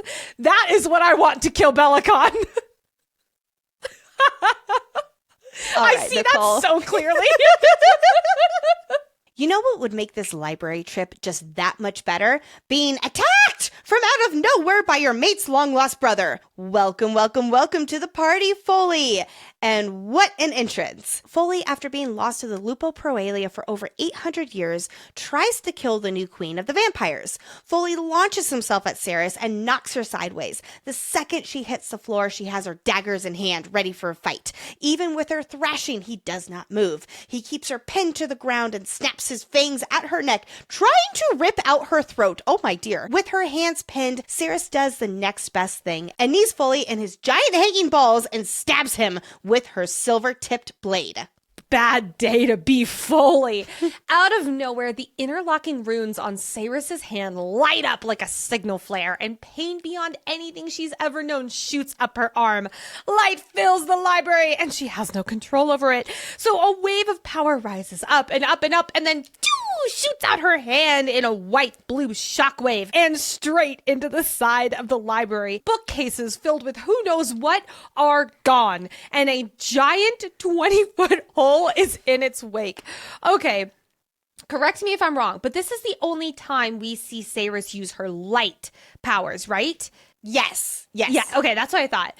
But this is also the white blue light, and we have seen this power, or something like this power, before, because Ren has light magic in the form of this white blue light. Also, Angel's Breath is that white blue light too, but I don't think 1 = 1 = 1 here, especially because Ren's is a Fey power, Avisieth is a sword power, and then this is the alchemist rune for light. I do wonder, though, why the light magic doesn't heal as fast as the brimstone or the quicksilver runes do when they burn. Because here, Saeris' fingers are split open, which gross. The skin is charred and black from where it came out of her. And it's healing, but very, very slowly. Very slowly. I think of the light magic as like raw energy, whereas fire burns and doesn't have the same immediate dire effects. So one is more powerful and damaging than the other. Back to Foley though, because Foley has dark hair shorn close to the scalp, but it's cut messily. I love that show don't tell for how he's cutting his own hair. His eyes are a pale... Guess what color, Lexi? Blue! Blue! With a golden vertical pupil in the center. Oh, so cool. It's notable that his eyes are vertical. That is not a common trait for vampires at all. And his pupils used to be round. This is not a Foley trait that he's always had. I wonder if it is a sign of the kind of blood he drinks. He doesn't feed from living people, but instead rats and such. That would be very Twilight, like golden eyes because they're a vampire's version of a vegetarian. Am I remembering right? I have no fucking idea. But someone will know. But wait, because Saeris ordered all of her subjects, to not attack her. So how is this one able to disobey that rule? It's not because he has super cool eyes. It's because we learned that Foley isn't part of this court. He is not bound by that rule. But we don't learn why here. That comes later when we learn that he was disavowed by his maker, Taladaeus, with the permission of Malcolm. The vampire king believed that watching Taladaeus' friend be disavowed would be kind of a shit punishment. Plus, when a vampire refuses to swear allegiance to the crown, they have to have their fangs ripped out and in place golden ones put in. But with the gold, they cannot drink blood and thus sate their thirst, and it's considered a slow, miserable death. But Foley has figured out a way around this, like ripping off the rats' heads and drinking them like they're a soda pop. Delicious. Foley was, but because my soda pop. Gross, so gross. But because Foley was disavowed, he's been hiding out in this very library for centuries. He hates the vampire court, but he fears leaving it and being out in the open where he'd be able to kill someone should he lose control. So he's been waiting here, reading and reading and reading some more, which sucks to be Foley, but is mighty convenient for our friends here. Can I just say how disturbing it is that ALCHEMY has cut out Foley's tongue before? It grows back, so it's basically an empty threat. But wow, I just imagine these two bickering so much up here. Like, what have they been up to? I feel like cut out his tongue enough times where he knows that it's an empty threat because it just grows back. I think, this is my headcanon, Guru likes Foley a lot, and ALCHEMY doesn't like that Guru likes Foley. But Guru and Foley have created that like man-cat bond that they have. Oh yeah, and Fisher would understand, yeah. Exactly, Fisher and Onyx have a similar one. But ALCHEMY is mad because she feels like he's taking her shadow cat away from her. And so she hates Foley as a result. It's all about Guru. Guru is the king of this domain. Foley recognizes the dagger that Saeris has as Fisher's. It's silver-tipped now, and while the stab will not kill Foley, that silver tip will cause a painful next few hours. Foley concludes that if Saeris, the new vampire queen, has this dagger, she must have killed Fisher, because the male Foley considered a brother would never, ever, ever, ever give a vampire his dagger. Plus, Foley can smell Fisher's blood on her. Ergo, Saeris must have killed Fisher, and Foley has to get his vengeance. I'm just going to say it. Foley's fierce loyalty to the Lupo Proalia, his brothers, and their values, it is really sweet, and it is going to be so interesting as we read through this book, the complexities that come up for him. Even if his loyalty is a little misplaced right now, but honestly, I'm not going to blame the guy. He's been hiding in this library for centuries. Little does he know what everyone else knows, that Saeris is mated to the enemy, that she used to be human. All he knows her as is the new vampire queen, and that automatically labels her as his enemy. From Foley's logic, that also means that Saeris is Fisher's enemy. So yeah, the only conclusion in his mind is that she killed Fisher and took his dagger. Fisher was Foley's family. He trained Foley to fight. He saved his life many times. And he's just got to take that revenge here.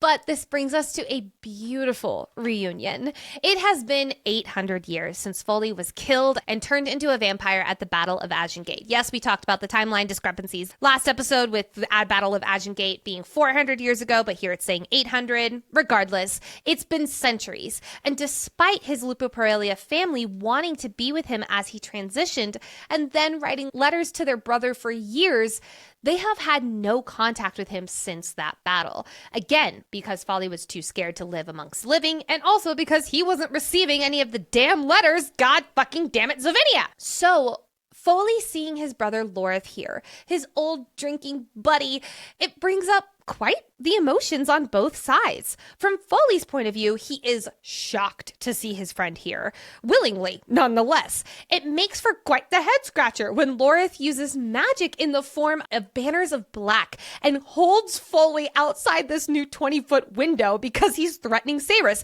He's like, "That's our enemy. What are you doing? Why are you dangling me out of here?" Quick pause though, because later we learn from Fisher that Loreth hails from a place in the north where they believe that magic is sacred and accidentally stolen from nature. As a result, that region of the Fae never use their natural born gifts or their small magics.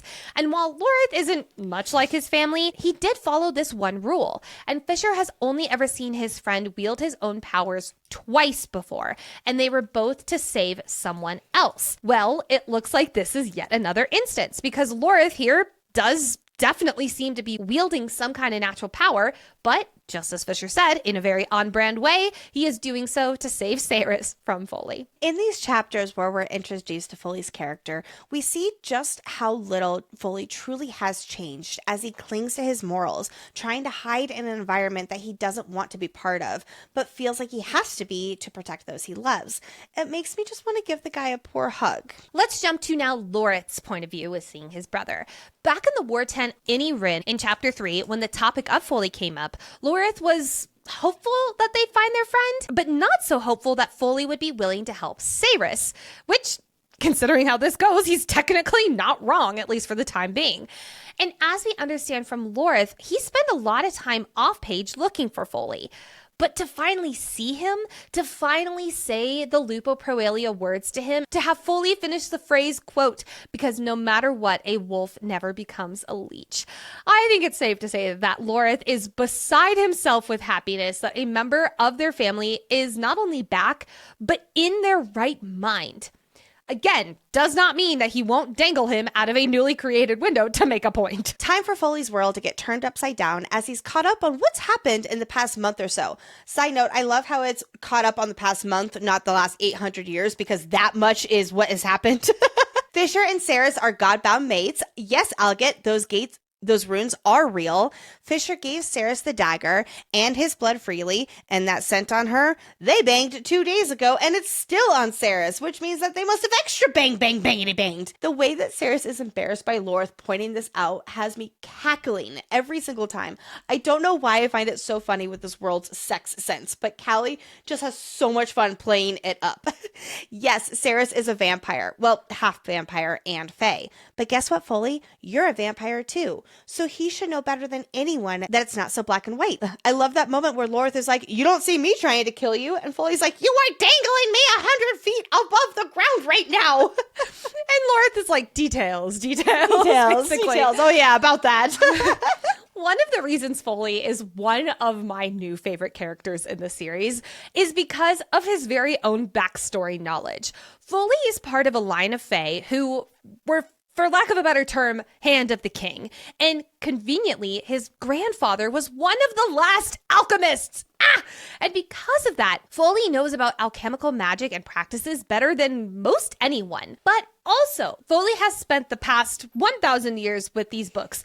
It's really 800, but I think in this moment he's rounding up. And there are books in this library about alchemy, and he knows this library like the back of his hand. I can feel the mentor-mentee relationship of brewing. So TLDR, help us, Foley. You're our only hope. I love how when he's asked to help with this, a spark lights up in Foley. This is the first time he has had a purpose in more than 800 years. And what an incredible feeling that must be. It's so wonderful how helping Saeris will give Foley new life, new perspective, new hope. All right, we've got Foley, so let's go. It's time to get to work before anything like more 20-foot holes in the walls happen. But skirt, not so fast, Saeris, because you look terrible.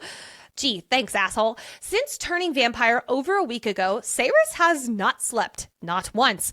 Imagine going 1 week without sleep. For the record, the longest anyone has ever gone without sleep is 11 days before they died. Alchemists require a lot of sleep to regulate their powers, and sleeping helps them tap into their magic efficiently. This sounds like me. Unlike the other types of magic, which can be used more automatically or reflexively, an alchemist needs to harness their magic, which is a difficult task for a regular alchemist, and even more so for Saeris, considering she's also newly transformed. It's pretty common for vampires to be restless and not be able to sleep or rest, especially when they're new. But even for new vampires, rest is oh so very important. Without it, there are severe consequences if they don't rest their body and their minds. From what Foley says, this rest doesn't necessarily mean like sleep, as he guides Saeris into like more of a meditative trance that can be easier to achieve than just laying down and going Betty-bye. For Foley, this trance state is achieved by finding a focal point and fixing your gaze onto it, then trying to hear nothing but what is happening in the room. Finally, letting your eyes lose focus and drift. Sounds like meditation to me. Putting Foley's advice to the test, Saeris eventually falls asleep after a few hours of having a staring contest with the wall. One moment she is on the floor in her room in Ammontraíeth, and the next, she is standing at the base of a snowy hill, and on top of it is a small cottage with smoke coming out of the chimney. So she's dreaming about a mountain cabin? Yes and no. This cottage is a real place. It is located in the valley at the edge of Kalish's borders, and it is where Finran brought Fisher a few times when he was young. It's a place that he hasn't thought of in years. It's small inside and smells like savory, spiced meat. It's cozy and comfortably lived in, and stretched out in front of the fireplace is onyx. Look away, little fox, because it's time for these lovebirds to have some alone time. But first, new ink. After Saeris and Fisher go inside, Saeris touches Fisher's ankle, ooh la la, and an ornate dagger appears on his calf. I want to know so badly how this magic works. Fisher says that it will only happen when they're thinking very bad thoughts, but some of them move and some of them don't. So I feel like there's more to these tattoos that we have yet to uncover. At the rate that these two are going, they're going to be covered from head to toe in ink before this series ends. But hey, if it means more sexy one-liners from Kingfisher, I'm so here for it. Lines like, quote, "Sit on my face and ride my tongue until I fucking die." Oh my God. This sound going around on social media is just mwah, chef's kiss. Like we do with any book where the spice picks up a notch, we always want to address what's different this sex scene, how this scene is working for the plot rather than just sex on the page for sex on the page's sake. Which, to be clear, I don't think that this scene is in this moment in the Huntsman cottage. Number one, because this is a dream state. Have we mentioned that they're not supposed to be together right now? I'm really leaning towards this being a God-bound mates thing. Things are so different for the two of them because they have this extra super special power with them. Because even when they are apart, they do find this way back to each other. So if there is a world in which the trade at the end of this book does involve Kingfisher negotiating for him to stay in Diaxis and Saeris going back to Evelia, I think that they would still be connected in this way where they'd be able to come together in these, I'm going to call them dreamscapes. Yes, that's what I think too, yes. But also, to be fair, I do not think that that's going to happen. I think you also do not think that's going to happen because when they're reunited in this book, they say never, ever, ever again. So if they are separated again, yes, I think that they can come back here together. This scene is also to address how different things are with these two in their relationship. Back in Quicksilver, there was this constant, I hate you so much that I want to fuck you. But now it's, I love you more than anyone else has ever loved another person. And there's this element of deep cherishing each other with, Kingfisher's dirty mouth. Also, this scene is important because Kingfisher is hailed, which only happens when he drinks from Saeris. I'm assuming that this is not a universal drinking thing, and more so because Saeris has restorative magic. And I love how when Kingfisher wakes up, Carrion is like, the fuck? Poor Carrion! Poor Carrion. Also in the scene, we get a new name. Kingfisher calls Saeris Nisharin, which we see nowhere else in this book. After doing some research on the name and anything close to it, to be honest, nothing is really matching up. So my guess is that this is something in Ulfey that we will hopefully learn the meaning about next book. Like I mentioned, there is this moment where Fisher drinks from Saeris, but it's not the other way around. And his reasoning is so Kingfisher. He says that they don't know what this dreamscape is. So should shit hit the fan, he wants, his head on straight. Now, don't get me wrong. I love reading about a partner losing control in a sex scene. But also, Kingfisher's protectiveness in this moment is so hot. I love it. Speaking of hot Kingfisher lines, I have to pull out these two. Quote, "I want you on all fours for me," crawling.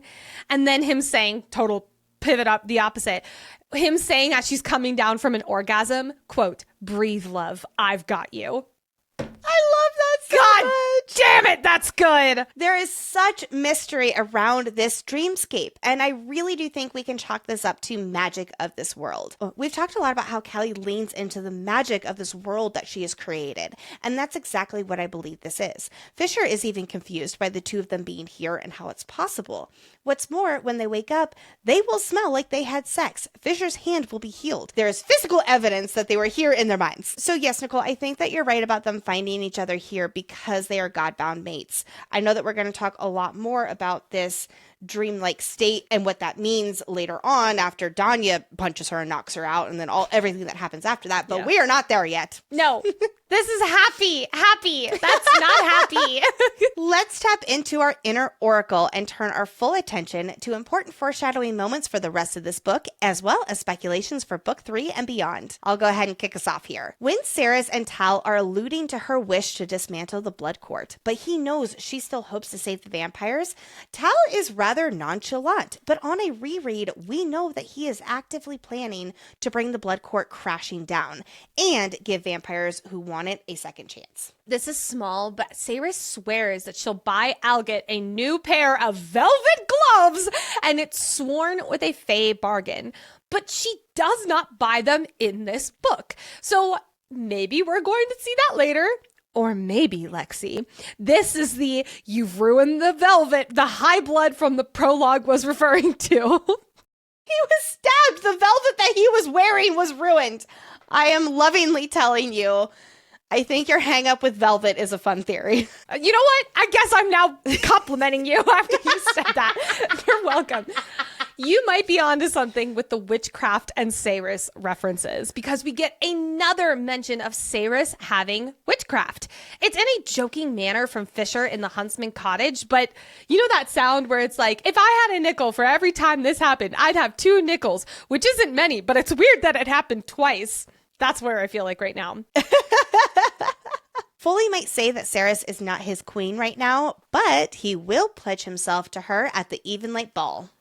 Oh, I love Foley. Now it is time to enter Alget's library with Guru the Shadow Cat, where each episode Lexi guides us through a world-building topic to help us deepen our understanding of this world and its magic. Today's Alget's library topic is everything we know about demons. So real quickly, as we dive into this library topic, I want to clarify that this book refers to demons, and then they also have demon gods. We first hear the demon gods, which Aerith is introduced as a worshiper of one of the demon gods. Demon gods are also called the undergods and are from the realm of Dyaxis. There is a pantheon of undergods, and they coexist with the dragons. But we don't know much else about them other than they are ruled by Styx. So, moving on now to demons. There are many old stories about demons who had once plagued the lands of Evelia and other realms. They are ancient and live for a very, very long time. The demon Joshin claims that he has been alive since before Zelvarin was a city, and we know how long ago that was because it way predates Madra. Most demons don't have eyes because they reside in darkness and don't need to see to torment their victims. As far as where demons come from, Taylena claims that dark magic can open a gateway that cannot be closed, and it's where all dark magic hails, the demon realm. I'm honestly not sure if she is definitely referring to Dyaxis, because later when we're back with Renfis and Ajin, he claims beasts were coming out of the gate that portals into Dyaxis. But those beasts are not the lost demons of Ancient that he is referring to. So when we're talking about this demon realm and hell and all of that, I am not going to confidently say it is indeed Dyaxis. Shifting to what we do know, how to trap a demon. Demon traps are an old form of Alchemiran magic and are invisible to the naked eye until they are activated. They are designed to catch demons like the name implies, but when old, powerful magic is left to deteriorate over time, it can be manipulated. So for instance, when someone other than a demon steps into the trap, they also get locked in, and then the demon can use it like a spider web to catch its prey. The one demon trap we see consists of hundreds, maybe even 1,000 interlocking runes covering the floors, walls, and ceiling. Moving on to demons that we know from Fisher's bonus chapter, The Maze, that Malcolm had many demons in the maze, but we only meet one, Morthil, the spider demon. It is 3 times the height of a full-grown man, with more legs than one can count. Its hind abdomen is a fleshy bulb with a large curved stinger. Its front half is part fey, with a male torso, distended, bloated stomach, and thin, emaciated arms. It has wisps of greasy black hair on its mostly bald head that has no ears, eyes, or nose. Its face is just a single massive circular mouth, surrounded with rows and rows and rows of jagged teeth. Morthil also cannot see or hear, but it can track movement, and it's smarter than it looks. It makes a clicking noise with its mouth, which I'm assuming is how it tracks its prey, using it to gauge the size of objects in motion. Though Morthil cannot differentiate between large objects that are close together. It stuns its prey with its stinger and eats them alive if it catches them. Slowly. Over many days, as Fisher sadly knows. When air quotes killed, Morthil comes back smaller and faster, though it is not stated if this is due to the magic of the maze or part of the demon's abilities. Then we have Joshin, the scorpion demon, lord of the desert, king of the dark dream. Joshin can split into 2 different forms. He can split into thousands and thousands of individual small scorpions, or they all combine into one. When they are one, Joshin is described as a horrible mass of teeth and pulsing meat. The smaller scorpions split open along their backs, fusing with the growing mass to form arms, legs, and a bulbous body with a human-like torso. His left arm has a normal human hand, whereas the right is a huge, glossy, hard-shelled pincer. And his lower half is all scorpion and a curved stinger dripping in venom. Joshin's voice sounds like overlapping of many voices that don't resemble Fae or human speech, but one far older. And he is able to speak Old Fae, Common Fae, and he alludes to speaking many, many more because he has heard languages through the walls. Joshin has no eyes, as well as no heightened spatial awareness that many of its demon siblings possess, like Morthil. Much like the Morthil, when Joshin's body is destroyed, he is able to generate a new one, but it takes him many, many lifetimes to do so. Joshin's stingers release a venom into his prey. This venom causes them to hallucinate, starting with a shimmering green light at the edge of their vision. And when enough venom is pumped into the body, his prey will fall victim to nightmares. The venom will stay in their bodies for the rest of their lives unless they get rid of it with the antivenom. This means that whenever the victim falls asleep from the moment of injection onward, Joshin's prey will be in that hellscape every single night. The longer the venom is in their system, the longer and worse the nightmares will get, until finally the victim either does not wake up or goes mad and kills themselves. But Joshin does have a major weakness, and it is light! Other demons we've heard of but don't know any more about are Angorath, Nultik, and Brishith, although we don't know what kind of demons they are, where they might be, or anything else. Only that those are other demons that Fisher knows the names of. All right, friends. Well, that was a nice and easy library section for us here today. Let us close out this episode with Prancing Through the Snow with Onyx, where we discuss our favorite things from this stretch of chapters. The bowels count continues. In this stretch of chapters, we get the bowels of this miserable place and the bowels of the palace, which brings us to 4 total for our bowels count in this book. You know what was awesome? Before we started deep diving this book, I had no idea that there were so many bowels in this book. And then now when I'm doing my rereads, I only hear bowels. So thank you for shattering that seal or that illusion. The bowels of Ammontraíeth. Okay, if you're doing a bowels count, then I'm doing goat watch, because we get our first mention of goats, with Fisher saying that Joshin will turn into the remains of a goat. After Fisher's shadows make the Hall of Mirrors all dark, and when they're on the other side of the door, Carrion is standing frozen in the middle of the hall with his hands outstretched, knees bent, ass sticking out like, quote, he'd shit himself. I picture this so vividly. And Nicole, I actually have a social media idea with this too. Oh, I'm so excited. Oh my God. I love that as they're running out of the Hall of Mirrors, Carrion, who's still asking questions, is like, Fisher, are we nearly at the door? Ow, what the hell was that? Something hit my arm really hard. And Fisher is like, it's my fist. Shut up.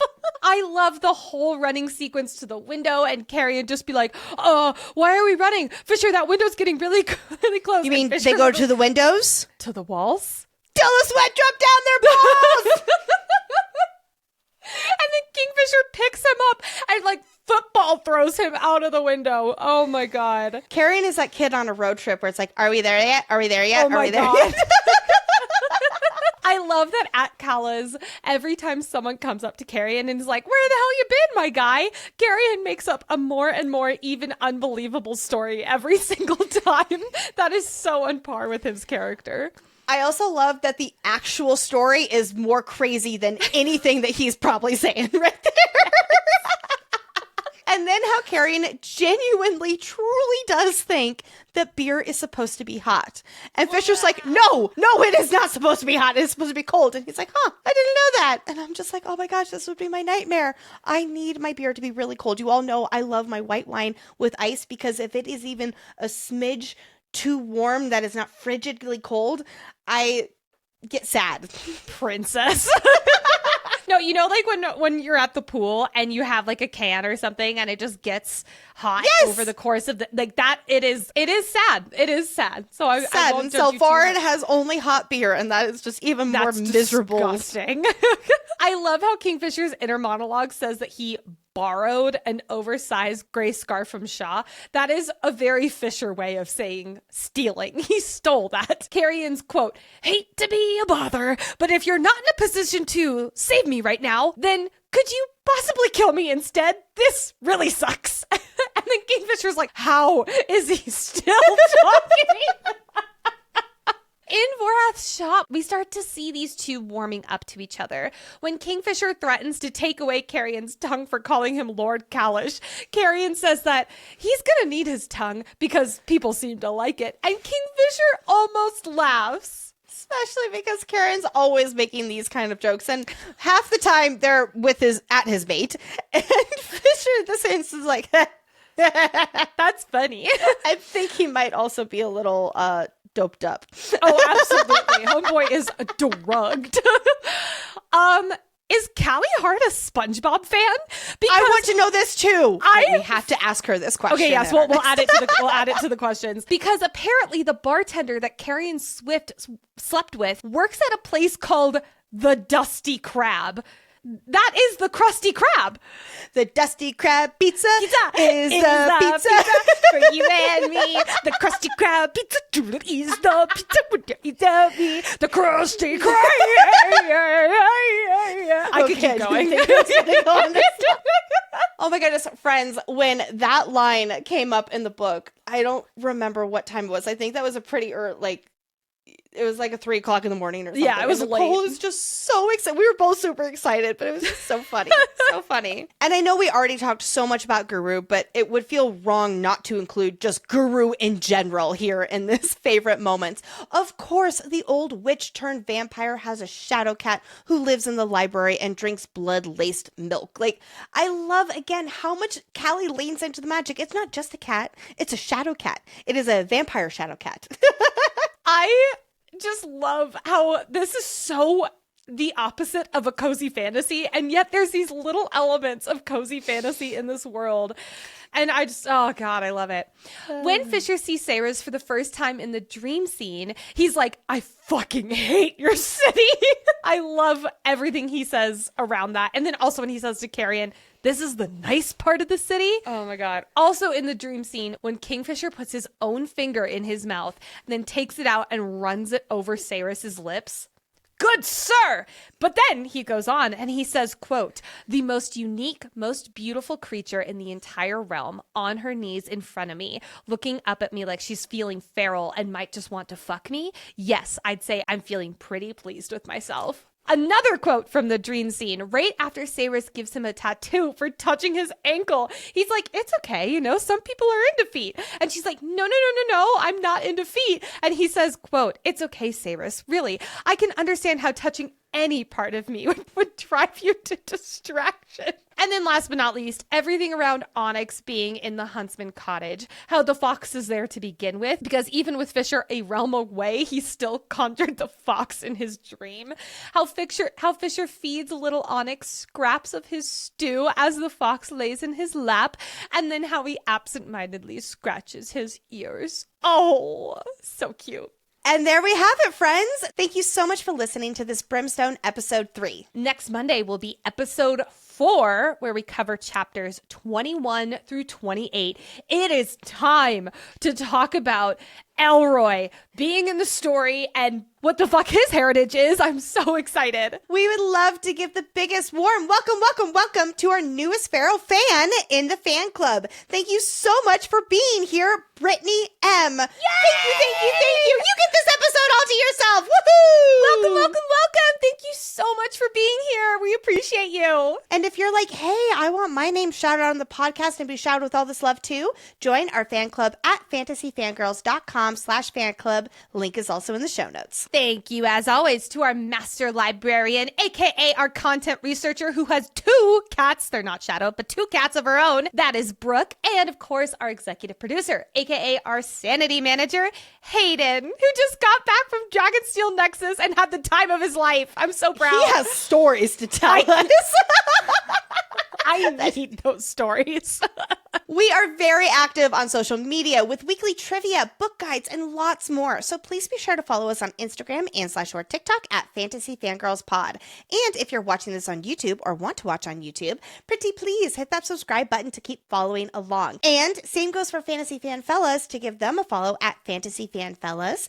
Get all the latest on the new show where Hayden and Steven deep dive into Mistborn. Also, while you are hitting buttons, please do not forget to hit that 5-star button on whatever podcast platform you are listening on. And if you're feeling extra generous, write a little love note in that review section. It is so helpful for not only this podcast, but for any podcasts you listen to. And last but not least, share this episode with your fellow Brimstone friends. If you have a person in your life who you're like, you know what? I could be knocked out and foaming at the mouth for an hour on the floor with them, and it would suck, but we'd at least feel shitty together. This is a great episode to send to them. You'd be my person, Lexi. Oh, thank you. You'd be mine too. Really? Yay! All right, everybody. Thank you so much. Bye. Bye.